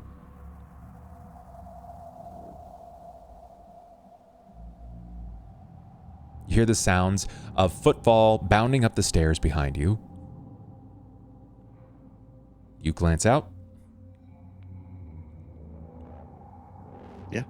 When you look back, you can see your allies running up. They took all the kids. The proprietors are in the kitchen. They're stabbed and paralyzed like Aaron said he was. Exact same way. They may know something. We need to get them treated. so Sora's better at this than me, and I'm sure the guard would want to know that people are being stabbed in their inn. Should we take them to the barracks or take them to like a church? Whichever is closest. Probably need a wagon, a cart of some sort, because yeah, they're like fully paralyzed. Like you turn them the wrong way and they start to choke on their own tongue and spit and vomit and shit. Maybe the tavern has its own cart. They need to move stuff from time to time. I would assume supplies. Maybe like a hand cart that we can put them in. I'll go look, and that's exactly what I'll do. Is I'll head down the stairs and out to like back behind the kitchen, see if there's a hand cart or something. Well, we'll all go A together. wheelbarrow, anything. Now, I'll see stick about. I'll stick with the innkeepers. Yeah, I was gonna go down to the innkeepers too while he does that. As the two of you begin to make your way out, Rowan, you glance back, and I'm going to afford this to you because of your exceptional perception. You can see on the ground nearest the bed where what you believe Sissy was sleeping. There appears to be some indentation marks. It's a shadow dent in the ground. Something that the normal eye wouldn't perceive or catch. Children are interesting creatures like that. See, their imaginations oftentimes blanch away from just paper or sidewalks. Sometimes color on walls, on ceilings, on floors, wherever they can reach. And it appears that Sissy found something that stands out.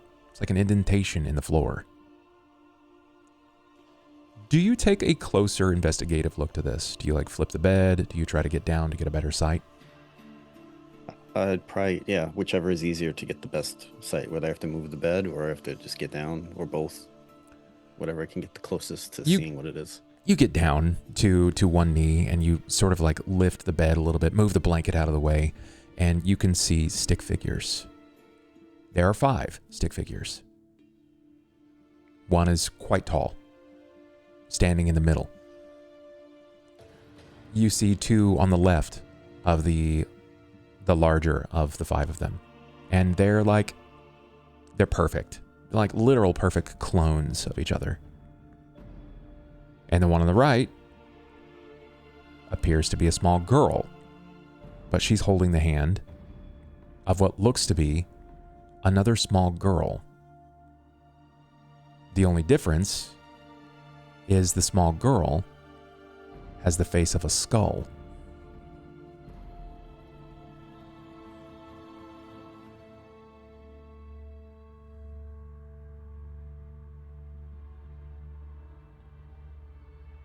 How easy would it be to remove the floorboard? It wouldn't be difficult. Without breaking the image.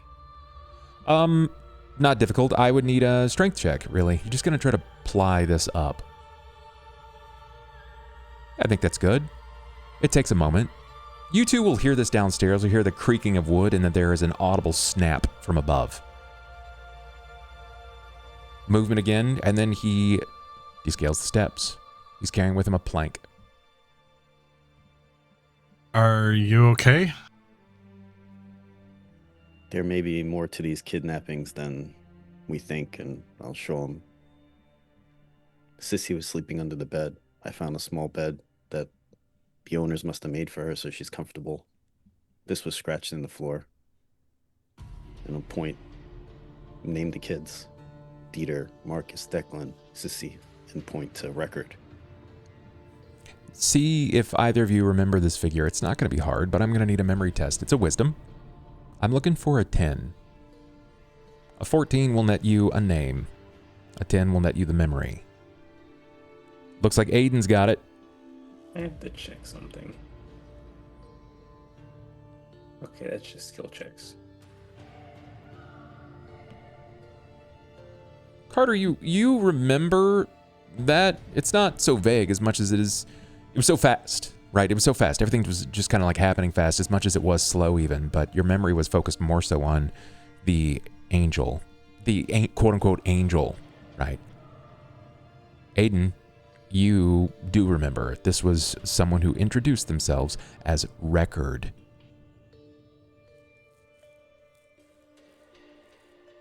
Yeah, that was the little girl by the tombstones. That also explains the Krog. Yeah, had the Krog that Sissy was holding. How did the Krog get here though? Wait, didn't the little girl say she worked for like a god or something? Maybe she acts like she's acting like a guardian. After all, Sissy made it so far across the city by herself. Well, she Why did wouldn't they say just she was. bring all the kids to us then, and not just Sissy. Shrugs. Anyway, we need to get these people. Did you find a cart? We need to get these people out of here and see what they know. Get them healed. Yeah, was there a handcart or anything behind the building? Yeah, you'll find the equivalent of like a two-wheeled barrow for you to sort of like what they were using to toss in any kind of like lumber or wood they might carry in or away from another like facility for burning wood. Yeah, we gotta keep them on their sides though. Don't put them on their backs.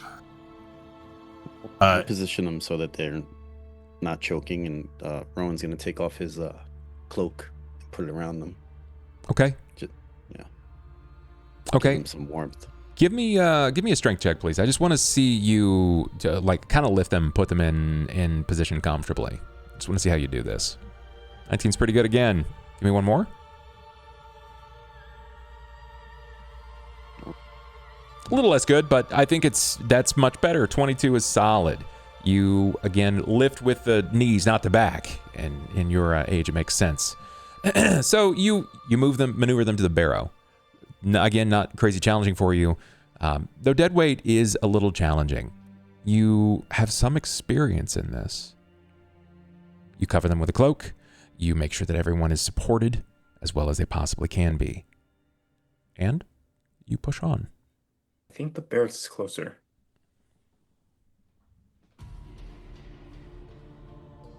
Well, I will trust. Aiden probably knows the city better than me and Carter, so wherever he directs us, that's the closest that we can get them aid is where Rowan's gonna push these people.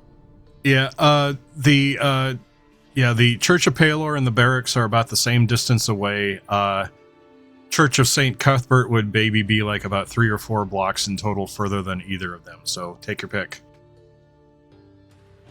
And we might as well just go to the barracks then if they're the same distance.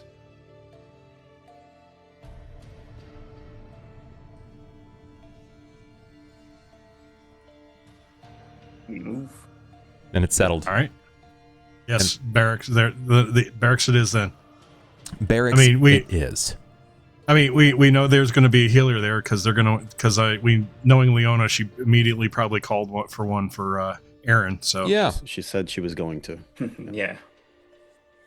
And a healer there would similar wounds to makes sense. And I'm just kind of babbling as we are pushing along through the streets. Now that you're babbling, I'm curious to know, as you kind of move along, you feel another lump and kick into the back. Do you ignore it? Does it break your concentration? It causes I stop. I think this damn thing's about to hatch. What is it? And I assume there's enough space in the cart. Aiden will empty out his pack again, and then it's not a very big cart. Just to be clear, it's Just enough large for, enough. them. Yeah, it's honestly they're overbearing. Like they're almost too much in this cart. So you could set it in their laps, but it's gonna be like when you pull it out and you set it on her lap, she's like. No, it's well, because I had it. Basically, I've got to get everything out of the bag and then pull the egg out, and I'll actually hand the egg to Carter Thanks. You're And then- putting and more then weight pack on the everything thing back Rowan is in. wheeling. Yeah, Rowan's casually wheeling like 300 pounds right now, so he's okay with it. You can Just tell put more that weight. like much more weight in this little two-wheel wagon is gonna give. it. Yeah. Yeah. Yeah, it's basically, I'm just logistically speaking, there's the eggs at the bottom of the pack. I got to get everything off the top of the egg so I can pull the egg out, give it to Carter, and then, put everything back in the pack and put it back on the back. As we're moving. As we're moving, yes. Carter, you've been handed what looks like an egg, so far as you can tell. Careful with it. It's been kicking my back.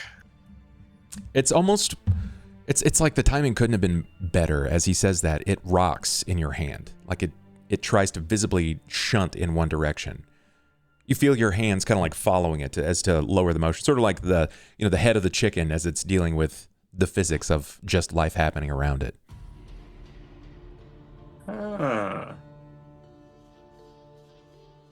Where'd you get this? It suddenly appeared when I tried to cast a spell. I'm guessing I went to cast, a protective spell on myself, just like I always do before we enter combat. And next thing I know, I felt something kicking my back, and that was at the bottom of my pack, and I know I didn't put it in there myself. And my protection spell never fired off. So it's a magic eating bird. It's an insect egg of some sort is is the best I can tell you. I mean, chitinous ones, they're, I've never seen one this big, but it'd be something like a beetle or a mosquito or a moth or something like that.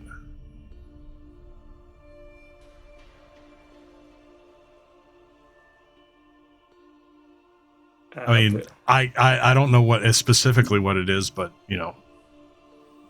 As your fingers, as you're dealing with like the tactile sensation, right, of this, it's surprisingly dense, and the more your fingers sort of like touch over this, it's leathery. It feels like my armor. It doesn't really feel like a bird's egg. It's like the shell of a chitinous bug, as if it hasn't quite hardened yet, if that makes sense. I guess I kind of like turn around because if it feels like a bug, but isn't a bug, Carter gets the strange thought in his mind, like maybe it's just a bug rolled up on itself, like as he's checking it. Okay. A roly-poly. Just a big roly-poly. Can you show, pretend, if you will, that it's in your hands. I want to know, show me what are you looking at it like this? Are you holding it way out? What would you say? He's not full on full arms extended. He's got it's not in his face, but it's there's a bend to his arms, so it's close enough to where if this thing were to suddenly hatch, it probably would hit him in the face. But he's twisting it and maneuvering it in front of him, while occasionally tilting it down to make sure that he's still with the others going in the right direction. Can I get a reflex? Is it shaped like a soccer ball or a rugby ball? More like a bird's egg. Think like a traditional bird's egg, so it's more ovular than not. Yeah, So like a an reflex. emu egg? Something like that, yeah. Reflex is huge. It's huge. Carter, you immediately feel it rock significantly very hard. It pulls back into your face, and you feel your arms sort of coming into it, and if you would pull your head away entirely, it could rock over your shoulder and you drop it. But you're more reflexive than that. You instinctually bring your hands to your chest, and it sort of bounces off of your chest and the side of your face. You do the weird thing when you know something's going to hit your face, you go like that, right? You know something's going to hit your face. But as it cracks into your face and your chest, you look down. You're afraid that you may have damaged it, right? Give me a perception. Ah, yes. I will proceed to not notice the egg is hatching in my hands. We want it to imprint on Carter, everyone. Carter. It's close enough to his face to see. The egg didn't crack. It didn't crack. I didn't break it. But it Can I get a hatched. perception from Jen and from Farm, please? Very good. Rowan, as he rocks his hands like this and it cracks him sort of in the face and hits him in the chest, he pulls his hands up, but then back away to rebalance this egg in his hand, and you watch something fall from him.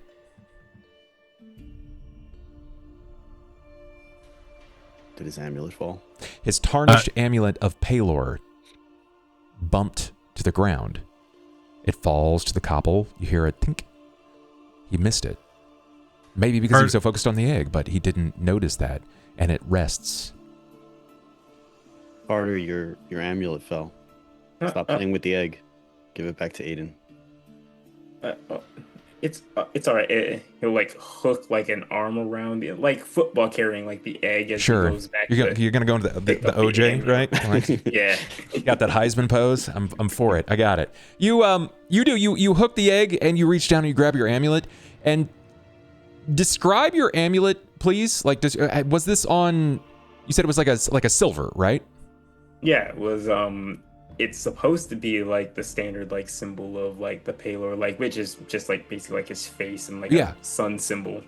Yeah. However, of course, his is the weird version where it kind of half starts to transform into a symbol of Right. like the mark. Right. I'm going to take a liberty here, and I'm going to assume that your necklace itself, the cord, is not of hemp. I think that given your nature and the few things that might matter to you, my liberty and choice and decision here is that it is a silvery cord as well. Mhm. Your cord has disintegrated. Where the egg touched, the cord itself disintegrated. I can't even cast mending on that. Guys, the egg ate my silver cord that I used to keep my amulet. Oh no. Above board. Above board. Oh no. Oh no. Oh yes. Above board, very oh no. Give that thing back to Aiden. Aiden, it strikes you like a Mack truck. That was every bit that you needed. You are so certain of this beast. You're right. It's an insect. And they can get big. They have voracious appetites. They don't start with their full title. They come out of their shell and they're called rust weevils. It is a baby rust monster yet to be hatched.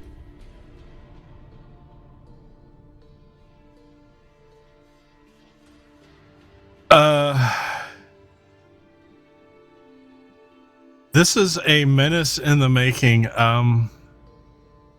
Y'all look at me weird if we just squish it. It's your egg. Just an egg. Aiden. Excuse me, not Aiden. Carter. I would like another reflex, please. He's hungry. Reflex. Go. Carter. Father, I yearn for the metal. When he asks that question, is anybody going to be upset if we crush this? This is a menace in the make, right? You feel it knock again in your hand, but you are so steadied on this. It's like you're waiting. You're waiting for this thing to either hatch or to try to roll away from your hands, but what you weren't prepared for is it to phase through your palms. It literally whips through, planarly, straight through your palms.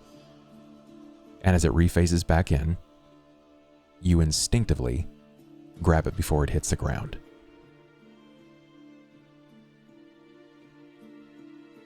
Oh, it knows planar magic. Neat. Put that back in the bag now. Well, I mean, it knows planar magic. If it wants, it can leave the bag. Okay, well, at least it's not planar magicking out of your hands. Crush it, put it away, something. Do you think it wants this pot that I carry around with me? Don't feed it. It'll hatch.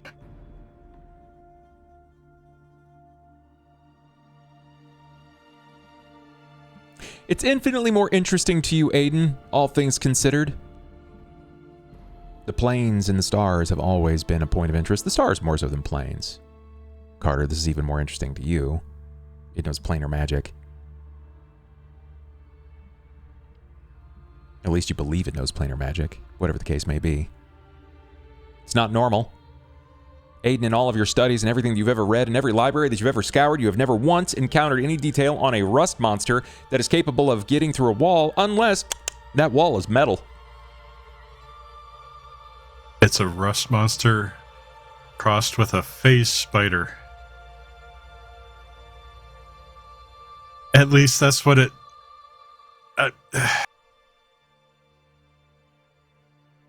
I know we should kill it, but I don't wanna either. It hasn't done anything. I mean, look at it. It's just an egg. When it comes out of the egg, it's gonna be something... It's gonna be the greatest... its nuisance level is going to be, like, meteoric. You want to leave it outside of Cauldron? It's an animal.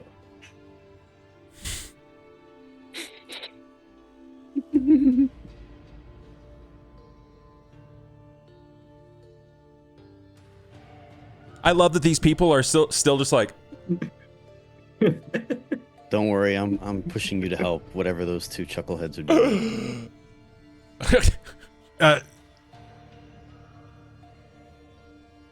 Carter, Figure it out before we get to Leona, or we'll never be citizens. drop it, squish it. It's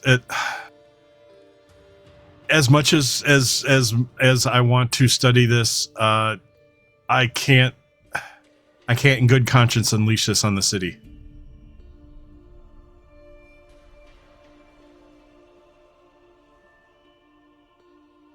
I mean, Matter of fact, Aiden will reach in and he'll grab a canvas or a burlap type sack separate from his backpack. Sure. Something that's big enough. Here, put it in here. And he'll hold open the bag for Carter to put it in. Carter, what do? You clearly understand Aiden's intentions.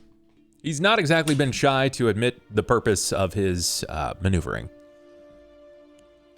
it's not like it's evil. It's just an egg.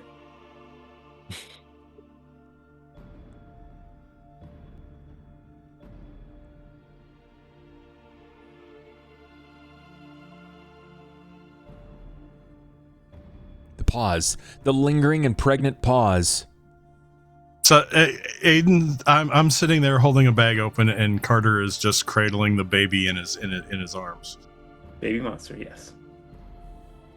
Don't talk to me or my son ever again. The baby's name is Crater. Behold my Behold rust Crater. phase spider. Go, boy. Walk into a room, boy. Just faces in. Yes, father. Sounds just like that too. Find a druid, awaken it. Find a druid. Sir, take it back into the college. Magic men make Spooder smirk. I mean, above board, if it wasn't in the process of hatching right now, Aiden probably would have consigned it to the college or sold it to somebody for a pretty good significant sum. But yeah, I suppose you'd have to get it back, because right now Carter is protecting it with his life. Carter.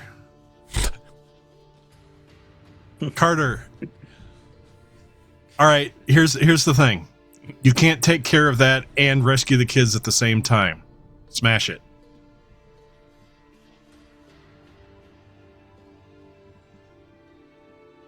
That's a terrible ultimatum. I agree. I don't like it any more than you.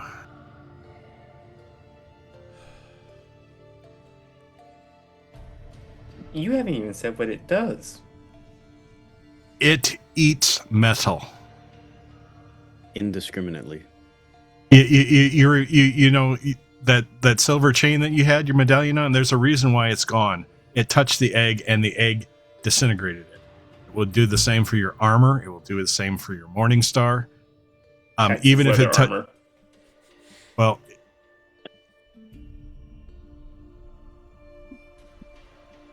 I mean, if you let Aaron get near it, he'd end up naked. We don't want to. So Sora as well. That's bad.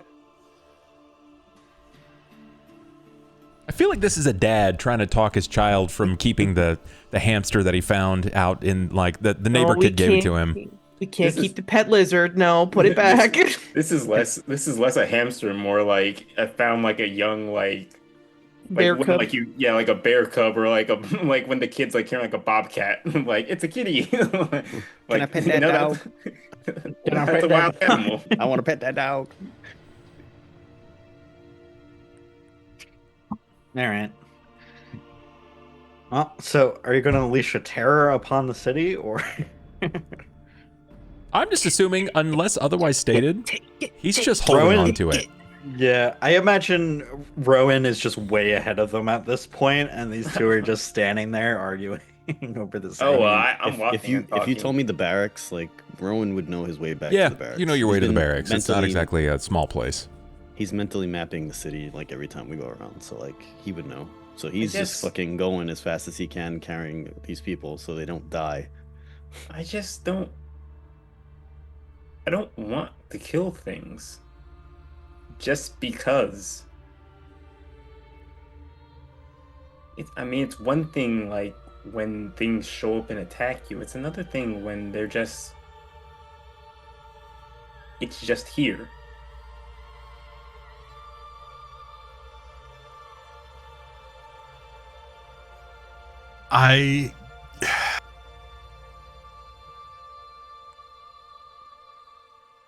Carter,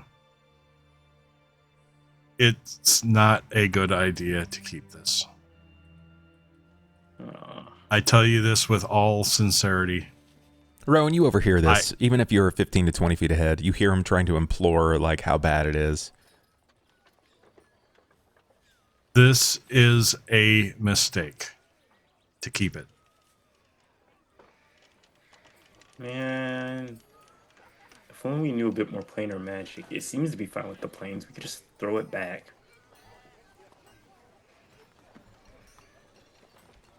I mean, it seemed not to care about the planes until you threatened to kill it. So maybe just put it back in the bag for now, and let's keep moving. As long as there's nothing metal in the bag, it should be fine, right? Here, and you know what, Carter, it's on you now. Here's a burlap sack. You can put it in there, do whatever you want with it. But I'm telling you, this is a danger to everyone in this city. And he will drape the burlap sack over one of Carter's arms and hurry over towards Rowan. I will shove the egg in the burlap sack, and I'm keeping up with them, but I just keep looking down at it because Carter doesn't want to hurt things. So he's like, I've been told this will be a problem, but it's not a problem. What do I do? He doesn't want to hurt things, but he literally obliterated a baboon. He folded a man in half with his morning star. But he doesn't want to hurt things. It's fine. I don't want to hurt things, but I'll deserve sure it, though. crush chest cavities. Yeah. Carter, that's one of the things I absolutely love about this character. Mentality similar to a child. Yeah. 17 in strength.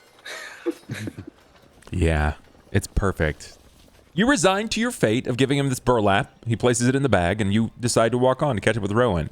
Our camera lingers a little bit as he's sort of like wrapping up the bag, and he's holding on to it. And you just have that moment where, like, you can tell inside he's like, I'll name him Donkey. Like, whatever the case might be, he just keeps on to it. And he seems very pleased with himself in that moment, even if it's only fleeting. I'll name him Rusty, and he will be my friend. I'm sure that they've been named this before. I love it. Our party has just inherited our own giant invisible centipede. I hope not. Can't wait till wild magic makes it giant and metal and invisible and in a box. Can't wait. If it makes it metal, will it eat itself? Ooh. Ouroboros. Rust Monsters Paradox? It's just rotating in and out of itself over and over again. What's happening? I like the name Drumpy. I think that's a great name.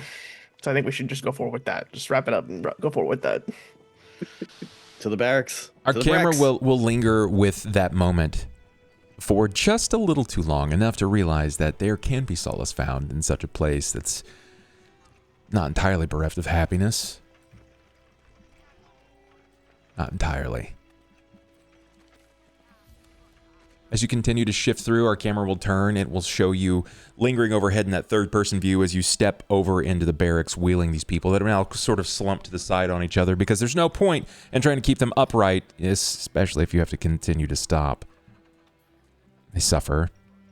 She gets a little movement back. You can see that she's capable of adjusting just the crook of her jaw so that there is a little movement, but the dexterity of the tongue is still lost.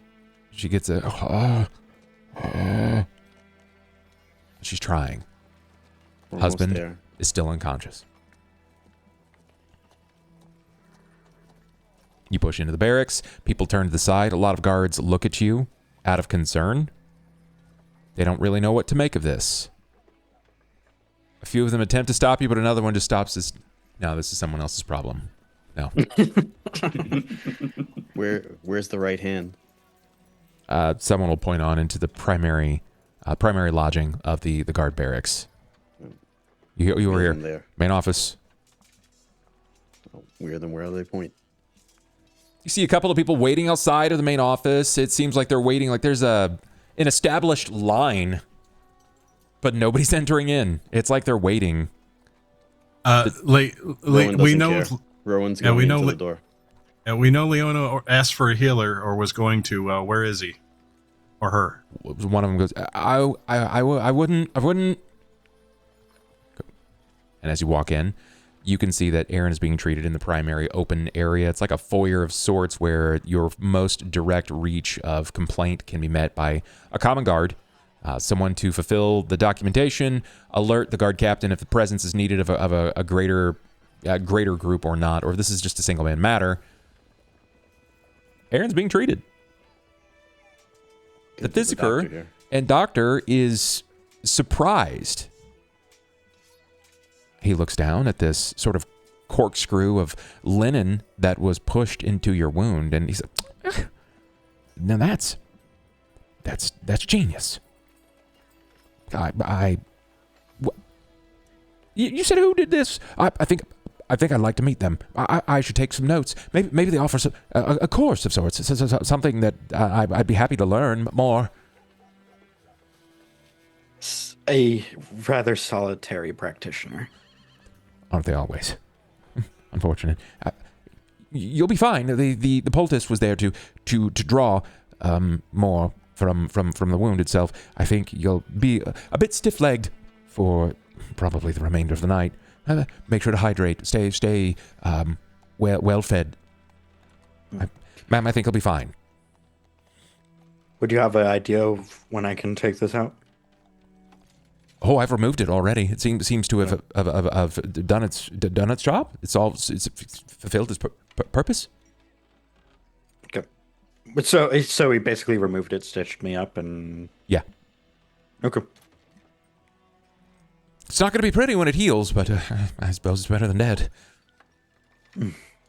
Always better than dead. Well, if I'm no longer needed, I'll be on my way then. And Yeah. I think this is when And I the door, see Rowan. the door is darkened as a wheelbarrow sort of right in above the cobble entry, and there are two people resting, languidly fallen to one side, jaw agape on both. They were stabbed They were stabbed the same way as Aaron. That doctor still here? The doctor looks back. The surgeon glances back to Leona. Slew of stabbings lately. Is there maybe more I should know? Luna says, you'll learn as we know more. Nothing that I would worry too heavily about right this moment. Well, maybe we find cots. Can we find cots? I would like to not treat them in a footstool, especially since there's... And he kind of moves them back and forth. So wobbly.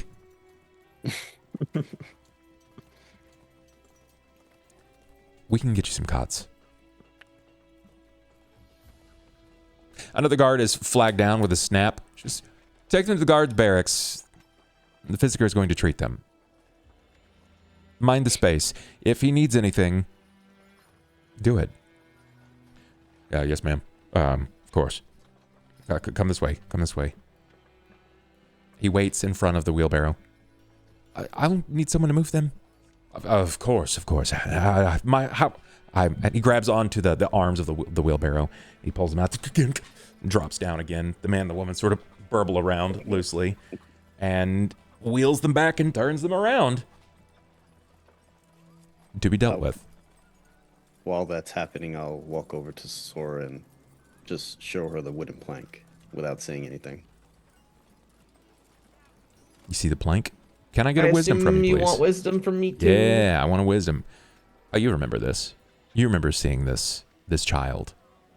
I mean, it's record right there. Yeah. Hey, I killed that.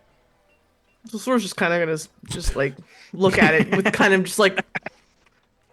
This was under Dieter's bed, where Sissy was sleeping. She drew this. Drew what? So you certainly know how to make entrance. Also, I assume I'm still holding Sissy? Yeah. It sounds like she's gone anywhere. Yeah.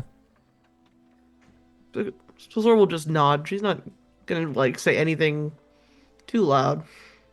She's trying to just keep Sissy calm and peaceful. But if she stirs, then Zora will like show her the plank that they have now, because Zora would assume that Sissy drew it if it was near where she was sleeping. You would. Also, Rowan would ignore that comment.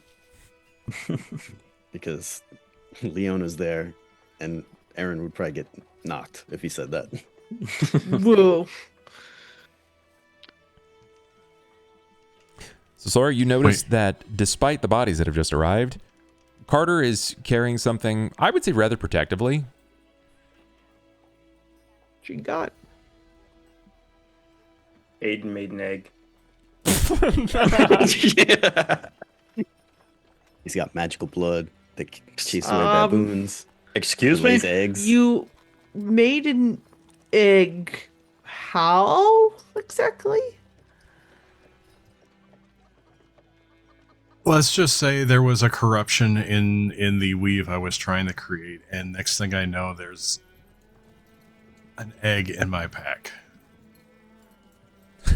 There's an egg in my pack. Those do seem to happen to you. Do we know what is in said egg? Unfortunately, yes, but Carter has decided to adopt it. It should be... You said unfortunately.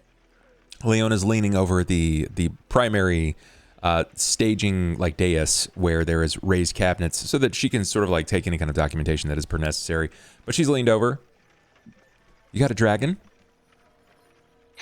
Doesn't look like any dragon egg I've ever read about. Some sort of bug. Oh. Yeah. Yeah, it's a bug. Oh, you should. What kind of bug? You should kill it. You should kill it. Yeah. Kill it. I want to leave it. I want to release it outside of Cauldron. It hasn't Oh. done anything yet. That's a big. Is that like a bunch? Are there a bunch in that? Is that like spiders? I think it's one. What kind One? of bug? That's a big bug. What kind of bug is it? Don't panic, but it appears to be that of some sort of variety of rust monster. Kill it. That's dangerous. Kill it. Why have It's you an not egg. already killed it? It's an egg. Because Carter has it. That's the only reason why. It was in his hands when we finally figured it out, and he hasn't relinquished it since. Carter, you have to kill it. It's just an egg, though. I don't like killing things. When that hatches, it's going to be a lot more than just an egg. That's a danger to Cauldron. Can we send the egg away from Cauldron? To like what? An enemy? Don't you guys have demons like in that direction? I mean, we don't exactly go there, and that would be feasted upon almost immediately, if not weaponized. Sending that to another city, basically, a terrorist attack. Carter commits an act of terrorism on this episode of Shackled City. It's just most of can I Carter's roll? episodes, I think.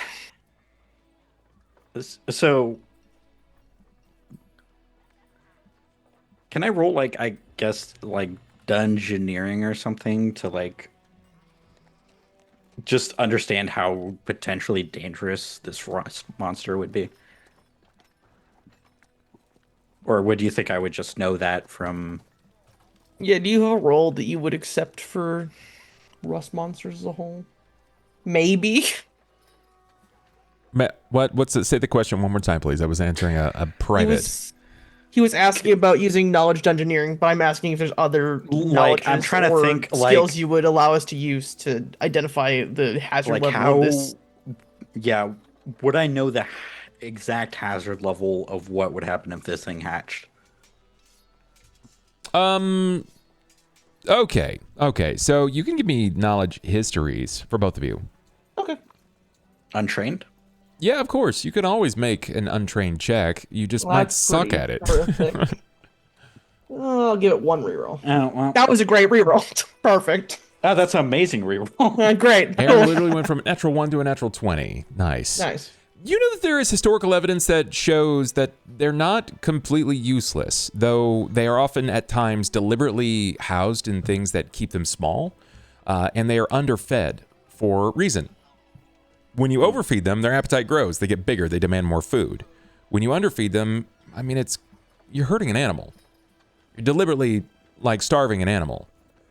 But if you are of a city of significant size, metropolitan or greater, you can utilize them as a means to deal with certain materials as waste. Metal waste does occur. It cannot always be used. There are some stories that indicate that some blacksmiths would keep them, but deliberately utilize spells to keep them small so they don't overeat. Mostly because they would feed them slag. So Carter, just so you understand this,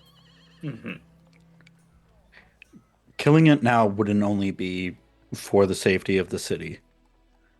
It would also spare it from a life of starvation. These things are used to get rid of trash if they're not immediately disposed of. And to keep them manageable, because they grow very, very large, you have to underfeed them. And keep them in a container where they don't get any bigger. That won't work. It phases through things. Sorry? Yeah, it knows planar magic. I don't know why he gave me this bag. I think it can just phase through what it wants. Leona looks at you at this point and she just waves her hands. I'm literally going anywhere else. You didn't hear any of this conversation? No, I didn't. I didn't hear a single bit of it. It's not a headache that I'm prepared to take on today. Relevant information is that Hold the on, owners of the tavern were stabbed like your brother in the same way with the same poison, but they were left in a way where they wouldn't die. You're a Whatever guard. good that info is. You're a guard, right? You're a guard. I am. I don't like killing things, but for the good of the city, a guard can handle things right.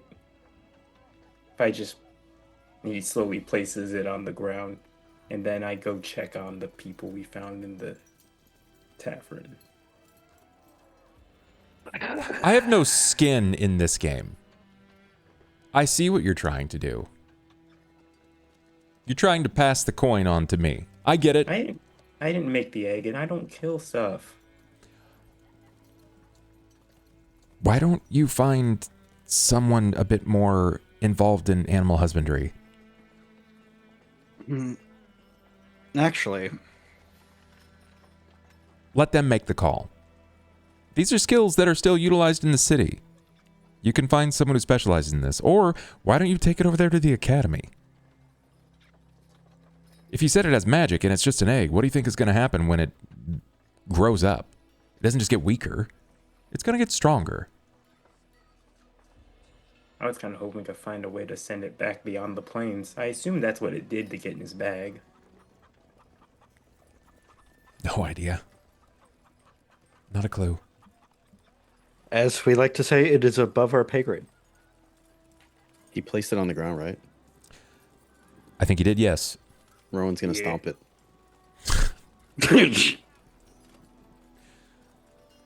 Give me a strength check. I'm not wearing anything metal. Okay. Just Rowan, go ahead. Please.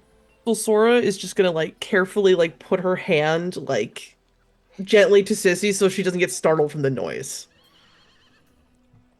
Because she's watching this happen, I assume, because I think I probably could see Rowan do this. Oh, I thought she was still. Oh, She's- yeah. Just in case she wakes up from the noise. Sure.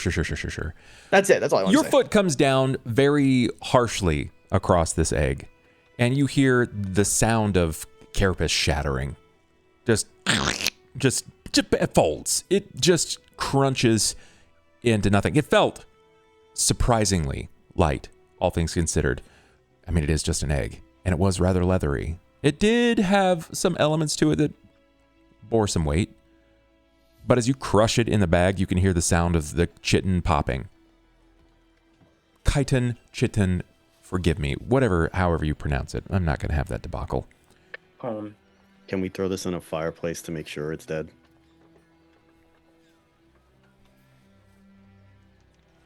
Now let's get back to the kids, please. Leona's walked off. Dead- She's dead- not dead. This is literally left to No, you, but- to your 5. No, But Rowan so, is dead serious. Like, Yeah, no, he's it, not like, joking. there's probably a fireplace somewhere in the guard barracks, a barracks, somewhere, right? Of course. That you know of at least one about 15 feet down a hallway where Terse is constantly burning a few things. No longer important documents, his hopes and dreams, various things like that. Bromance. Yeah, Aaron will pick up the shattered egg and go limp over to that fireplace and throw it in there. Okay. When you open the door, he you know what I'll say for now? He's not inside. He's not inside at this moment. He's not there. Actually, I better thought this would probably smell terrible if it started burning. What a present for a brother-in-law. That would be really shitty, actually, to just start burning this thing in an indoor building with very little ventilation. Okay. His office would be unusable. A source evacuating immediately at that if that happened. Yeah, so Aaron will get probably about halfway, think about it, like, nah, that's really shitty. It's probably not going to smell the greatest. And turn around is like, we're going to dispose of this elsewhere. Okay. Did you tell them your secrets while we were off checking on the kids? So Sora, did you learn anything? Or was he still being a shithead to his sister? He didn't say very much before he needed to go get the pullus out of his foot, was our leg, so he said some. I'll give him that. What did he say? Go ahead, Aaron. Or tell us, Aaron. One or the other. I would like to go to a quieter place. There's nobody here but us. Is there that guards true? walking around? You're I'm pretty sure there's guards going. I was saying, is that true? As can we go Leona in, has curse passed the through, uns, as Leona has empty passed office? through, many of the guards have in fact started recycling. They're like they were waiting for Leona to pass through, so now they've started reutilizing the hallways as a passage. Where were we? I think you mentioned something about meeting one of the people that were following us somewhere. The two of them, Filian and Therio, tonight at the Drunken Morkoth Inn.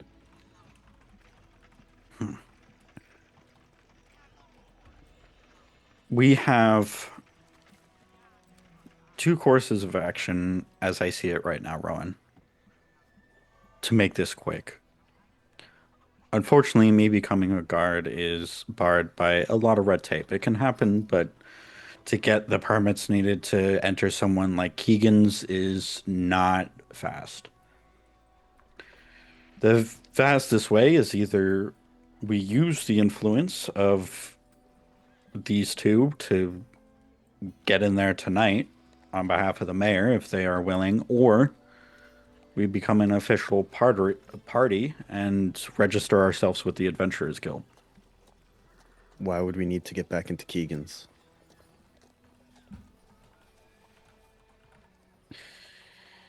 I guess I left out a bit of information there. Yeah. It seems to be the case, yeah. I'm getting For now, that's impatient our- and your sister isn't here. That's our destination. Can I, Bub? I don't know if sense motive is the correct role here, but it's the only one I can think of that makes sense. It's not that she thinks he's lying, but she's trying to think of why he wouldn't tell the 3 of them what Solsora already now knows because he told Leona. So I don't know what role that is. If that's wisdom, if that's sense motive, if that's... I don't know. Sense Well- motive is an opportunity for you to detect if someone is potentially like lying by deliberation or by omission. It's a means of you That's sort of like probably reading a the person. closest to what Solsora wants, because she's trying to figure out why I would Aaron's not say saying. Solsora, between the conversation I had earlier and what I told you, and the fact that I just said, can we go someplace quiet? Could probably put 2 to 2 together that, like, hey, I don't want people overhearing this information. Yeah, no, that part Solsora got. It was the part where you didn't elaborate on the going to Keegan's. You didn't give a reason why. You just said Keegan's and then ended sentence. I'll tell you the details when we're in a better place. Okay, well, That- things we can talk about. How do we join the guild if that's what we're gonna do? We've already received a request. It'd be a nominal fee. I think Leona said 100 gold. That's nominal. Compared to the breaking the law, it's not easy to become an adventurer. They're basically taking the brunt of anything that we do other than like direct murder of an innocent life. They're basically our legal aid. Well, only thing, it's our route to citizenship as well. Exactly. It's our legal reason for being in the city, so we're no longer considered vagrant. So they let non-citizens join a guild? Or do you need Yes. papers As for long that as you too? got 4 people and money, yes. The Adventurers Guild is like a semi-national organization. They're semi-pros. We're not even in the major leagues. Can we move to the other room now? It's not, there from the another way room? you're talking, Quickly. it sounds like the fastest way is to talk to Felian and Therio. That's what I'm hearing. Probably. It's the more direct way for sure. All right, well, let's go then. I think Gretchen would be willing to look after Sissy.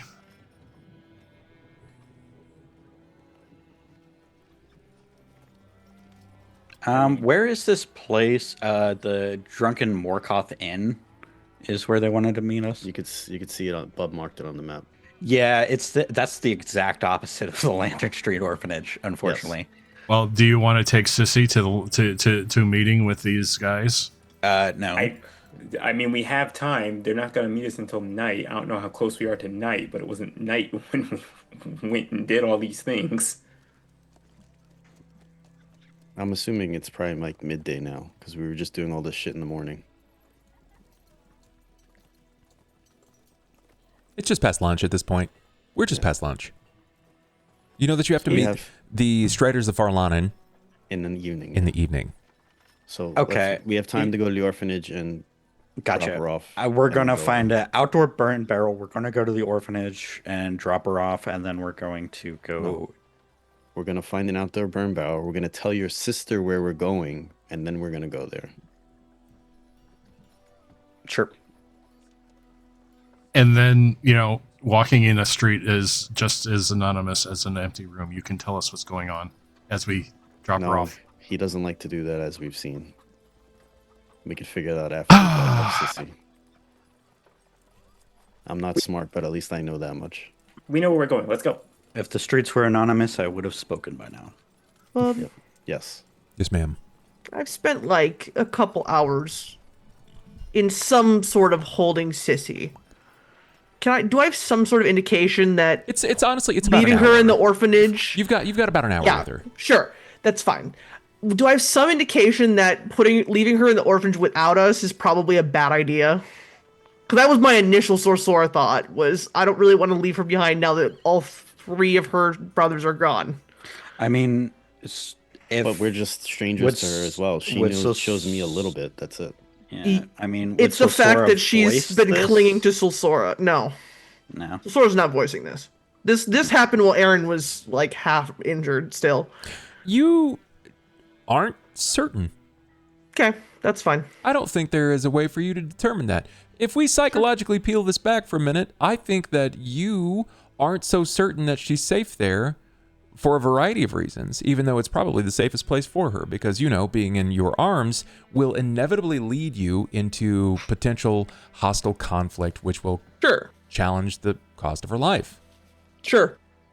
That's why I was asking, because I didn't quite have a direction. All right, fair enough. It's the only place for now. That's true. It's probably the only place that she's going to have any form of normalcy, even for a moment. There's not many kids left there. And it may be good for Patch 2 to have a new child, to give him something. He's worrying.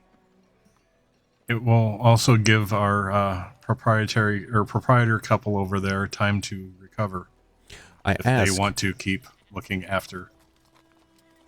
this question. Mhm. Christy, is Sulsora hesitant to relieve herself of the girl for fear of what may come, or is she reacting on a level because of fear of what happened to her in her youth? Both. I don't think it's one or the other. I think it would be more towards her own youth had Marcus and Declan and Dieter. Declan. Dieter, maybe not so much. If they had come back with Marcus and Declan, I think it would have been better because Sulsora would have known that Sissy would have had at least two people that she knows Sure. well. Sure. Because they didn't come back with them. Sulsora doesn't know yet, obviously, because they haven't told her. But they didn't come back with the kids. Right. So considering Dieter's already gone, it's not a super far stretch to think that they're not there either. Right. So I think it's both, Bub. Okay. I would like a sense motive from everyone outside of Christy. And then I would like a perception from everyone. Let me know if you use any rerolls, please. Is that one Sans Christie also? No, this is for We everyone. have 3 total, and I've used 1. Correct. We have 3 total now. Okay, I'm gonna reroll once for sense motive, and then. All right. Literally. Oh. I'm like, you rerolling a 19, now you rerolled the 12. I see. I will reroll. I've got one more. Why not? I don't have any rerolls, so. Consistent Carter. I've got one reroll left, but it's like he's I'm gonna keep my 8. slow loading it, right? Like he's like, You should just roll it. It's already it's like 10 coming o'clock on to again. him. It's like, I'm Staring feeling harder. something. There's something here. I can feel it. Okay. All right. So in regards to our sense motives, Ivy has a 19. Carter's a 13. Rowan is a 14. Rowan is a 14, and Aiden has an 8. Has an 8. Okay. As an 8. Aaron, you get the sense in this moment, while she's not lying, while her frustrations are slowly beginning to mount, you do not necessarily believe that she is giving you the whole truth. Your instincts are kicking in. She's not carrying this kid out of necessity. Your instincts are telling you that there's more to this. And it might be something that's deeply rooted in her character, in her own personal story, but there's more to it than just being a good guy.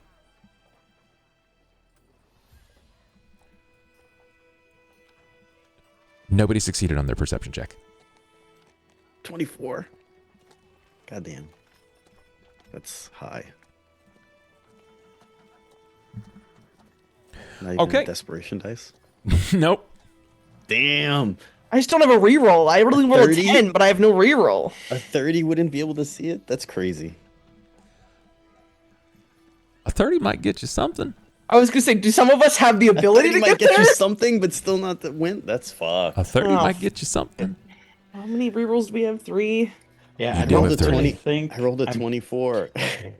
No, I whatever. think I'm getting above a 16. Christy, Whatever. Whatever. It's I mean, fine. I didn't use any rerolls. I didn't need it That's anyway. free. I didn't need that. I didn't need that money anyway. It's fine. Whatever. You know what? Throw it in the Insane. pile. You're Throw it fucking in the insane. pile. All right, Throw let the me. pile. All right, I'll try. It's still not good enough. Let me try because I didn't use any rerolls yet. Okay. 27. Well, that's a net 20 at least for what that's Yeah. worth. Yeah, that's a nat 20. I'm not high enough because I already know. His Aaron at 24. 31. There's a desperation. Jesus. Okay. All right, add a desperation to the counter, boys. Add a Add one to the desperation. counter. That's right. Chalk it up, dude. Chalk it up. It's fine. Yeah, Rowan wants to see everything. that's a lot of hooch. Thank you so much, Christy, for the 20. My golly. We And had 5 for the night or 4 for the night? I lost 5. track. 4. We're playing Pathfinder. This is Shackled City, That Which Slumbers. This is episode 13. It's crazy. I have 4 more. Nice. I rolled 2 rerolls and got the same number twice, so it was just not meant to be. It's all right. I got Do you. we see Carter utilizing any perception or any of his luck rerolls? For my perception, Or for perception or for sense motive, your call. you know what? I'll throw it at the sense motive. Honestly, probably smarter. I'm pretty sure Car's perception is pretty bad. Carter, I think that's also going to be good enough for you to realize that the way that people move is not always deliberate and clear. Everything that you do is inherently very straightforward, right? It's very I want to say like it's sort of like coded autistically to the degree that there is no alternative motive. It's like straight and narrow. Like you're doing this because it is what needs to be done, not because it is inherently something that you're trying to maneuver or gain something from, right? But you know that people are more complicated than that. People are inherently more complicated than that, and a lot of emotions can be involved in these decisions in the decision-making process, particularly with people that you don't understand their story. And so Sora's story has been, well, it's been a whole gamut of things that you can't really proclaim to understand. Yours is also decorated, but you've also been very open, and so Sora has been deliberately quiet. You can tell that there is a distinction in the way that she is doing what she is doing. It is not because it is the right thing to do. It is because she feels obligated for emotional reasons. That's your read. Because that's just the way the people move outside of you. It's not so straightforward. It's not very clear. Life is muddy, especially for everyone else. And a part of it probably bothers you because everything you do has a definitive reason and a clear path to get to that definitive reason. Oh yeah, Carter does what he does because his mentality is life's a journey that's only steps forward. Correct. Farm. Yes. Aaron is still clutching onto this bag. It's sort of sloshed around a little bit. The chitinous exterior has crunched under your foot.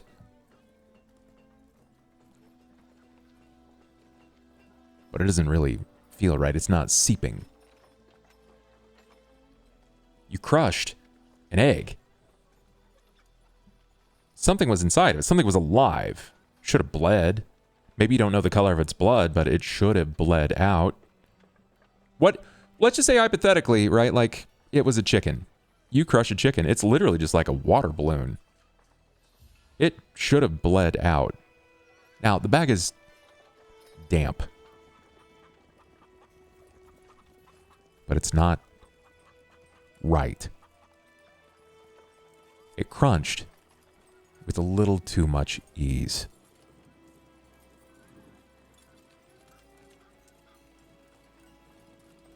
God damn it.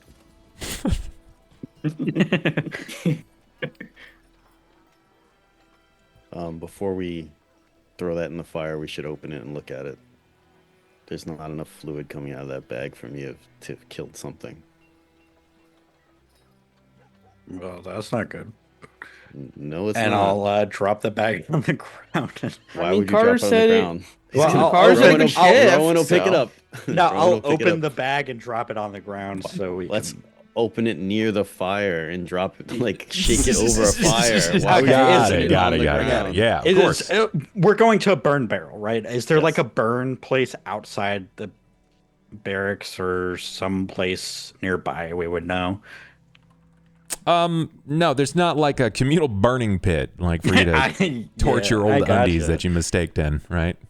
But there might be like a brazier where like they would keep warm if they're standing. Sure, guard. yeah. You know that there's a number of churches that have exterior braziers that are still treated.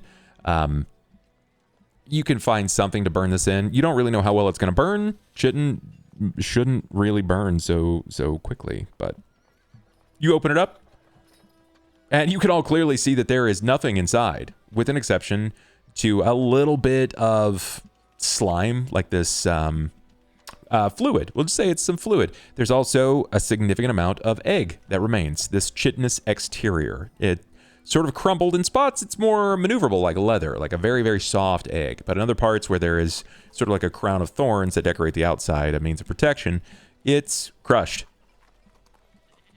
You're certain that there is no kind of young in there. The rust weevil itself is missing.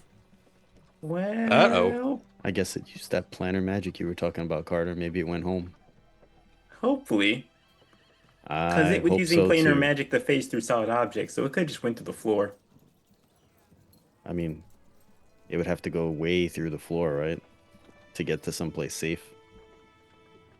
Using Yeah, planar unless magic, there's we a- went through time. Wouldn't that be time magic?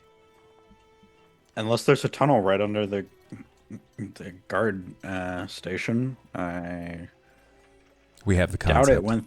Yeah. Tunnel snakes begin right here. Well, damn. you know, It they've had to had be prisoners snakes. for how long? You know, maybe one was Andy Dufresne. Jesus. Well, I hope Etch has fun with that if it is in the tunnels. Oxy's gonna go find a boat. He's gonna train it. He's gonna train it like the rats. Chasing the rats. All of his life. All of his life. All of his life. He's chasing the rats. Chasing the rats. So now that you have this, you have this bag with whatever remains of the egg. You take this, and I'm guessing you still burn it. Right? Yeah, still burning. Yeah. Well, Understood. Where to don't next? need it. You going to the orphanage? Yes. Yes. Got it.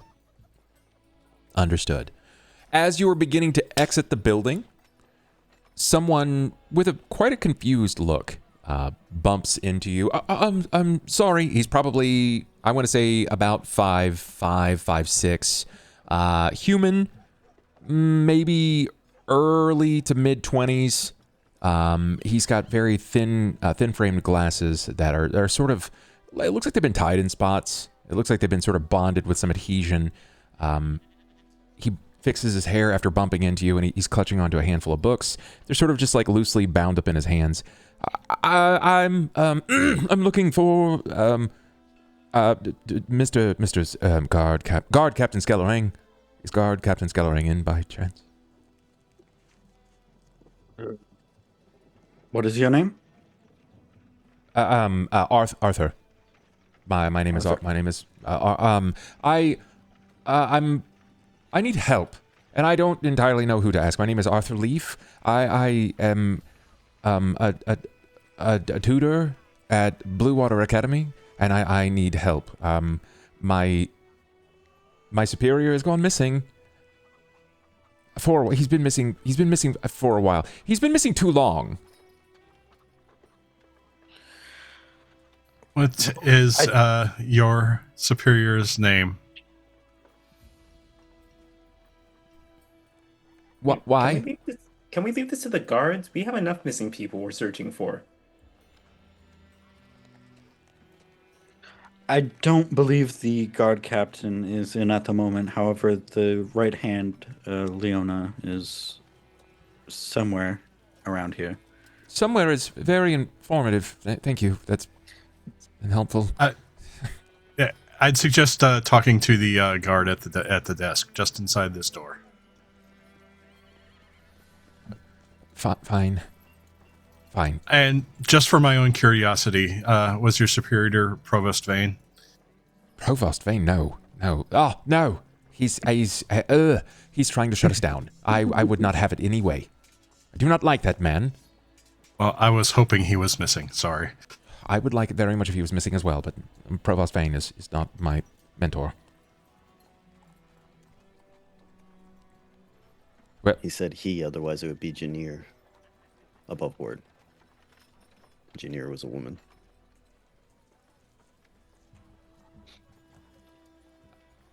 No, that's above board. Sorry. are you going?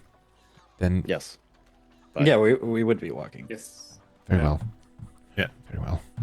If Reported this all several else times. fails, bring it to the guild. I've heard they can help. Yes, we're The guild hall. Adventures Guild. Well, whoever. Do you know anyone at the guild hall that might take on this? I understand it seems rather simple. It's fetching. Maybe us. But we gotta go. We have other stuff to do. Sorry. What is your group's name so that I may apply for your assistance?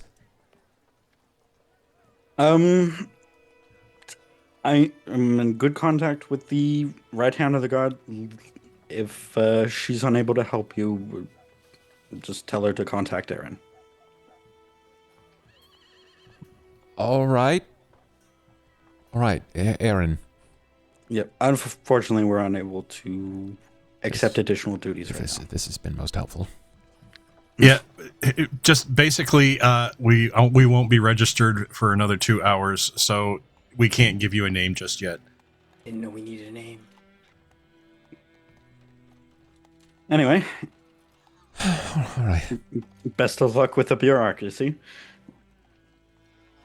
He has this like bizarre like sort of twitch to his face where it's like he never quite figured out how to smile appropriately. So it's kind of like he's almost always open mouthed, and it's somewhere between disgruntled and trying to force a smile.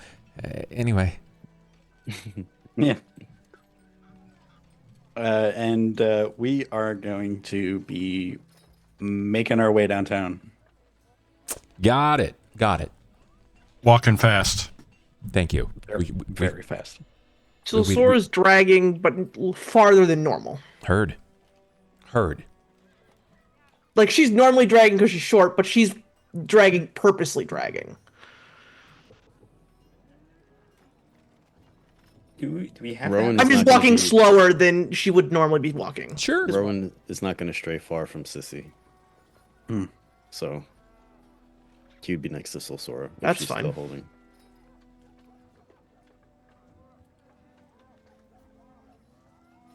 I can't dictate how this conversation goes, guys. So I'm not saying anything. I'm simply just walking slower behind the four of them. Well, three, because Rowan's right next to me. Sure. And Rowan would be like, just keep checking to see if Sissy wakes up or anything, because he wants to know, like, did Record actually visit her? Or is this like something from her dreams? Like, he wants to know. Because that's Actually, that's some extra crazy shit if that's Aaron involved. Aaron will drop back and kind of ask, you were showing her a plank of wood earlier? Was there something of significance with it? Rowan hasn't. He'll show it to Aaron and be like, that's Record. Sissy drew this. That's Cece Dieter. drew that. That's her brothers. That's her. And she's holding Record's hand. And she has a Oh. Krog. Hmm. They don't just make, like, I don't see kids walking around with Krogs. No, definitely not. Not to because- mention, she's carrying the exact same Krog that, or it looks exactly the same as the one that Record had. I hope we can see Record again. I hope that means that somebody's watching out for these kids. So, Sora, you're convinced you killed Record. Oh yeah. So this just seems very much like what the WTF that Aaron's just said this. Well, I think Aaron's the only one that knows she's alive above board. Well, yeah, no, I Yep. know that. I'm saying is that Source got like a visceral, noticeable reaction at this. Yeah. They were very cute. Even said goodbye to us. Yeah, this because Solsora blasted them into another plane.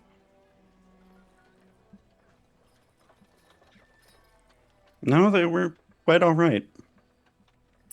What do you mean? We saw it disintegrate. We put its bones back together next to a gravestone. Yeah, that seemed to fix it. I mean, it was directly underneath the god. I doubt anything we could do could actually kill it. Seemed fine when I walked into the mausoleum. So you're saying you saw Record back up and alive and mobile? Aaron, I your wouldn't last say she was alive. your last memory of Record was watching the Krog sitting atop the stone. Oh my God, what is it called? Tombstone? The tombstone, the headpiece. You saw it sat upon it, and it was waving the arm. Yeah. I didn't see the entirety of Record, but it was puppeteering the Krog, waving goodbye to us. Quite adorable. Yet another piece of information left out. This time, I understand your frustration, but last time we did have an angel to deal with. Didn't really come up until now. Just remember your sister's not here, and he's gonna stroke Sissy's hair. Can I get an intimidate out of that? Can I assist? Sure. Is there some way I can assist Rowan in this? What do? Do you just shoot him like an angry? You're like, That I doesn't mean, want me to intimidate him. honestly, it's not yeah. it's not being intimidating. He's just reminding him that, hey, she's not here. okay, all right. So I mistook that then. It's Yeah. like part of that was kind of threatening, but at the same time, like That's she why he is petted Sissy's hair. He's just she is both the life raft on the ocean, but she's the exploding volcano, right? Like she is somehow both at the same time. Like it is the time of day, it is the actions taken, and she can be both sides of yin and yang here. for Rowan, even though Aaron's talking about this bullshit about the guild or whatever, he still feels like Leona and Tercion are the best bet of him becoming a citizen, so he can do what he has to do. So Of course. he's not gonna fuck around with that. So, but at the same time, it's a reminder that there are kids' lives at stake according to this riddle. Now, So- about our membership with the guild, after we register, and we're given some legal leeway into investigating things, because right now we're basically in a very gray area. I mean, we've done nothing illegal yet, but it's getting to the point where we are crossing that boundary. The guild would give us more room to do stuff. And if things go well, that gives me a name, which makes it easier for me to become a guard, which gives you guys citizenship. It's all about results. So, do we need a team name? Will they take any name on the paper? You said we don't need papers to register, so I could just give them any name and I'll be registered. I mean, there's a little bit of paperwork behind it, but they want to know who we are. But no more than a name and something to identify ourselves by, I would guess. I've never really looked into it. Do you have anything to identify yourself? I don't. Other than my words. just a description, I would guess. Not like a. I mean, like not many people can gather the registration fee for this, so it's kind of more than enough proof that you're worth something, and the guild vouches for you at that point. Yeah, all you're going to need is an identifier name, and they may say, well, what city were you born in, or where you're from? Like, they might, for me, it'd be like Aiden of Kingfisher Hollow, but I have a family name, so.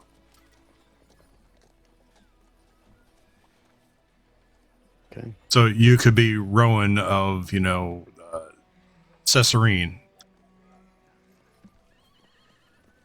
I could be Eric.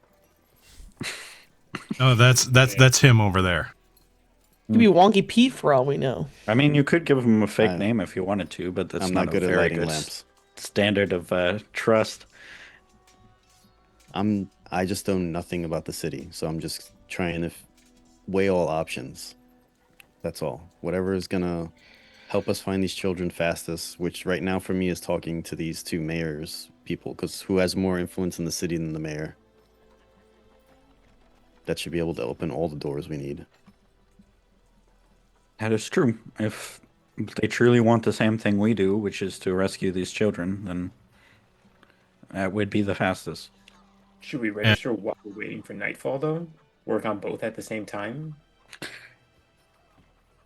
I would say registering, because we could get that done before our meeting, and let's just say, hey, if I were a stranger walking around asking people questions about something, and I could say I was from the mayor's office as well, they didn't show you any official badges or identification when you questioned them, did they, Rowan? No, but I wouldn't know what that would look like either. I've been in the city 4 days.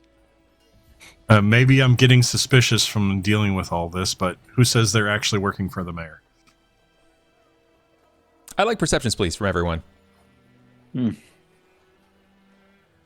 many rolls did I waste? 2? Oh, 3. So I have 2 more. Okay. Nice job. Carter with the 7, Rowan with the 22, Aiden with an 18, Aaron with a 23, Sora with the 21. Carter's perception has been consistently under 10 the whole game. That's hard. Bear in mind, this is specifically for sight-based. Anything that's sight-based. So if it is ever a sound-based thing, you'll have like what it would be traditionally a regular bonus. So I'm not going to hinder you on anything like that. So this is just sight-based because of your vision. Oh no, my vision's not why I have my negative. My negative comes from something else that probably would affect me more if it was hearing or anything else based. Yeah, I know. Yeah. Well, we'll unpack that later. Yeah, we will. I'm imagining that everyone is talking and walking, right? Yes. As we usually do. As per usual. That's right. As per usual. Makes sense. You guys are talking. You're walking, you're trying to take this in, unfold things a bit more at a time, figure out your station and standard in the city, making sure that you have everything that you kind of need to be legitimate, be on the up and up, and be in front of any problems before they hit you. It makes sense. It's justifiable. Your talking persists. it will continue for a long while. Still trying to figure out your place, justify the cost, speak about who your sponsors could be, understand if you can afford any of the litigative cost right up front. There is quite a few steps in the making of this process, but it's something that reactionarily can be accepted within the city, can also afford you quite a great standing if you adhere to the rules, and if you're successful. You don't have anywhere right now. You have another 6 days of Anuta's board, which, as you come to learn, is sort of like a standing hovel for anyone to come and go as they please. It's not a great place, but that's okay. It's your place right now. Right now. Sissy stays at rest. You can only imagine Rowan the entire way there. You have no idea how long she'd been walking through the city, waiting for anyone to help her. She cried herself to sleep. She still occasionally will weep in her sleep, let out this long and almost dry moan. Her eyes are puffy. Whenever she does turn up at the sun, she turns back away right into the neck of Silsora. And Silsora is surprising natural, moving at a speed that is convenient for a child. There's a reason you're not moving very fast. But you find that you're walking amidst the proper location.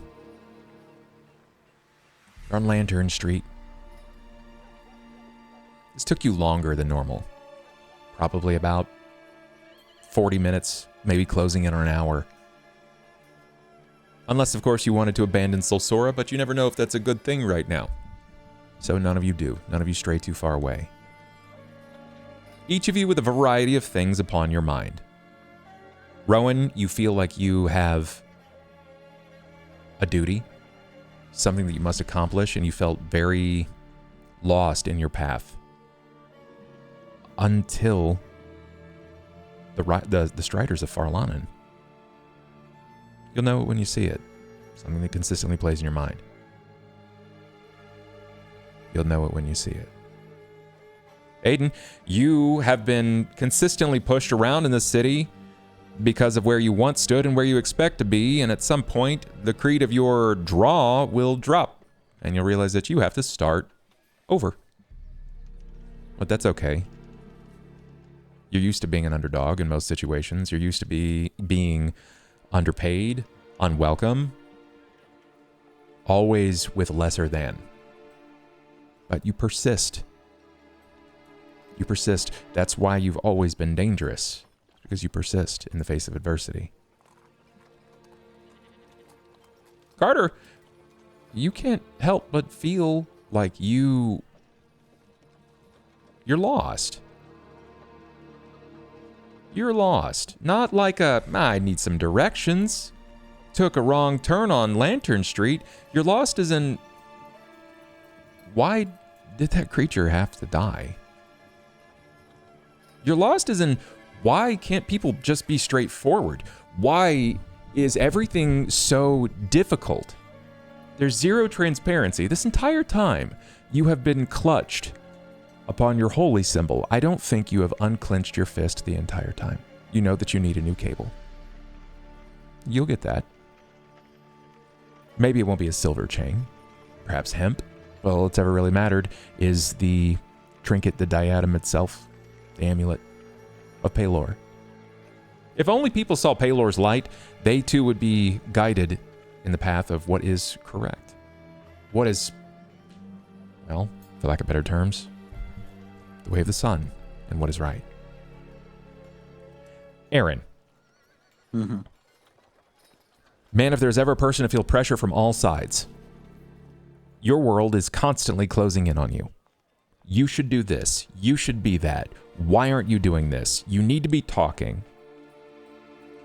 They're pushing you. They're pushing you in the way that a family would push a father, in a way that a business would approach its employee. You're not that old. You're 17. You're old enough to be considered a man. You've done a man's job for a long time. But at the end of the day, you were still someone's child. The pressure continues to mount, and some things will force you to crack. You realize that you haven't said as much as you've needed to, and yeah, maybe that's to a fault. You'll reconcile with that. You'll say everything that needs to be said, so long as it just doesn't get lost in the cracks, because there's so much at play here. You're no longer living in Tercion Skellering's world. You're living in the world of Leona Reeve, and everything that she can do with a world that's punching back at her. A world where the nobles more than triple what they once were, and they basically call the shots. The guards are always just kind of doing things. Even your sister said maybe you shouldn't be a guard. And that's something that weighs weirdly upon you. That's all you've ever really known, from the time you left your father's side in Sasserine to the moment that you arrived here under Tercion's wing. It's tough. Silsora, your call has never been greater.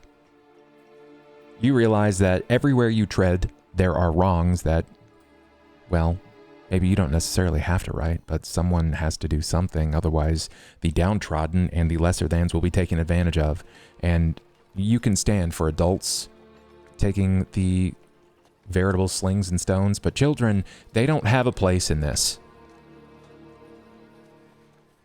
These kids lost their family. It has been a strong year for them in the worst kind of way. They lost their mother. They watched their father go crazy. They watched their farm die, their family house burn, and everything to their name gone. And still somehow out at the other end of it, they were happy to sit at a table with complete strangers, enjoy a meal, and know that their brother was safe. Oh, what it means to be a child again.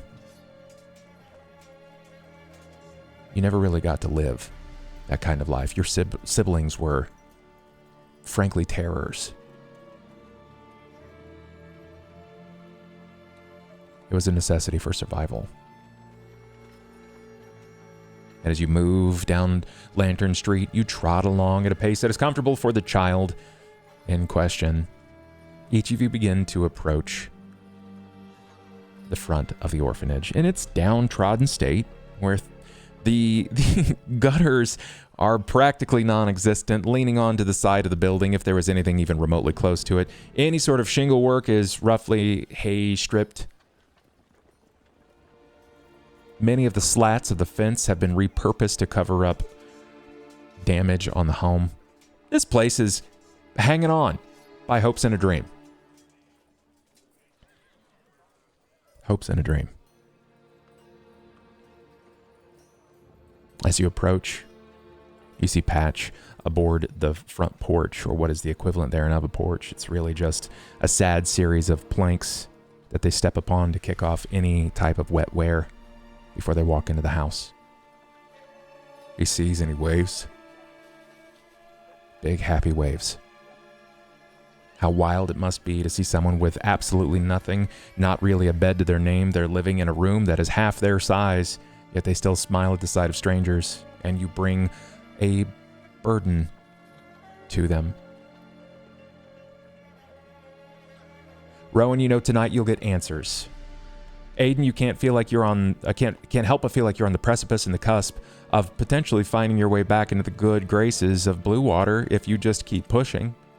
Surely they would accept someone who has a reputation as a successful adventuring wizard. They couldn't possibly deny that. You have a lot to gain. Also, it might take you back to your family, which is something you crave. Carter, answers are before you. You're getting closer to what is right, but you never feel like you're getting any closer to your God. Not further, but not closer. It's like every 10 steps you take, they're 10 away further. But this was just a test anyway, right? Paylor is not going to reach out his hand. You have to continue reaching for him. Aaron, when you feel like the pressure has mounted to that point and you're prepared to burst, something catches your eye.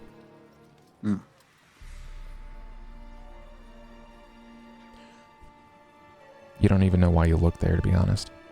It doesn't make sense. You keep finding your way back here. And you think, honestly, it's kind of funny, all things considered. Each of you were cast outs for a variety of reasons. You don't realize it yet. But none of you really have a home. You haven't had a home for a long time. Many of you for greater than 20 years. You wound up in front of an orphanage for those without, for those that need someone to watch them. And maybe this is your lot in life. Maybe this is your charge. And as it sinks and sits with you for a while, understanding your position and where you stand, something does in fact catch your eye. It's just at the corner of the post where it sort of blocks off the entryway to the quote-unquote front yard, which is really just poorly kept grass. You can tell that Jaramir's not been here for a little while. It's been a few days. It's growing pretty quickly with all the moisture and rain that you've had. Right there at the corner post, the thing that catches your eye. And you don't really think anything of it, but you have to double and then triple take and focus on it. It's a roll of bandages.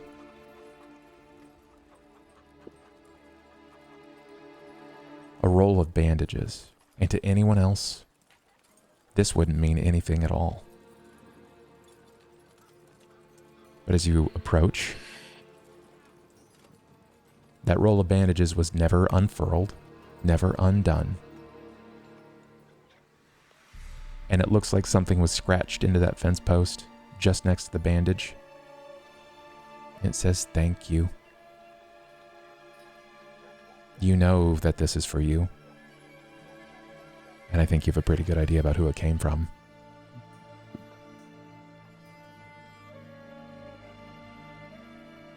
Do you say anything? Good to know you're still around. Thank you.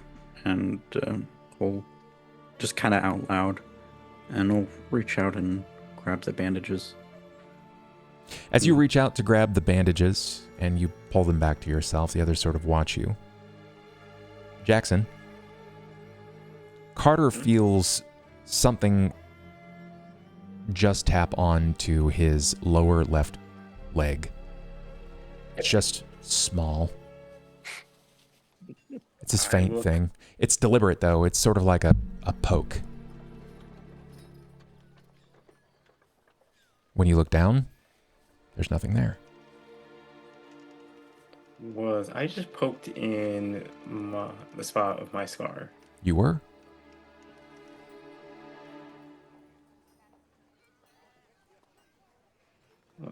Where'd they... Someone invisible. You hear Carter speaking.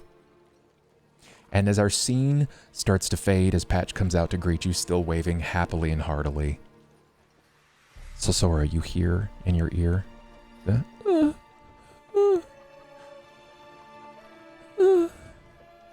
You put your hand on her head and pull her in closer. She releases and relaxes. And you swear you hear the little girl say, "Record. Help me." And that's where we draw a scene. And we end tonight on that spot. God damn it. And I fucking knew your ass was gonna end the session. And then I'm like, here, Bob's ending the session. And then he ends the session. And then he twists the knife and run at the end. That's me. Old Knife Twisty McGee. Mr. Knife Twisty McGee. That's me, dude. I'm out here twisting it. Mr. Carter. Knife Twist Chat, himself. let's all Carter make a has an bet. invisible pet now. How long will it take this party of 5 individuals to complete a full conversation? Front end. How long? How many sessions will it take? How many? How many? Depends. That's what I want to know, chat. How many will depends. it take? It depends on one individual. No. This party of 5 having a full conversation, front to back. This party of 5. How many sessions will it take? Hopefully next session. I was thinking about it, and honestly, going to the Church of St. Cuthbert is probably the best place to have a conversation. I was legit waiting to be like, I was thinking about it, but now I'm waiting 3 more sessions. Yeah, I was thinking about it. that's Y'all not ain't accurate. getting shit. Yeah. Swear is about That's to start fine. I don't need to ultimatuming know Aaron. why we're going to Keegan. I just need to know we're going. Yeah. I throw up the etch signal. The edge signal's crazy. Okay. That's crazy. That's too good. All right, guys, thank you so much for playing tonight. I had a lot of fun with this. It's I always feel fun like a pretty lucky session 13. to continue to weave things in a unique path so that you have access to something uniquely interesting for your experience here. You feel like your stories are growing.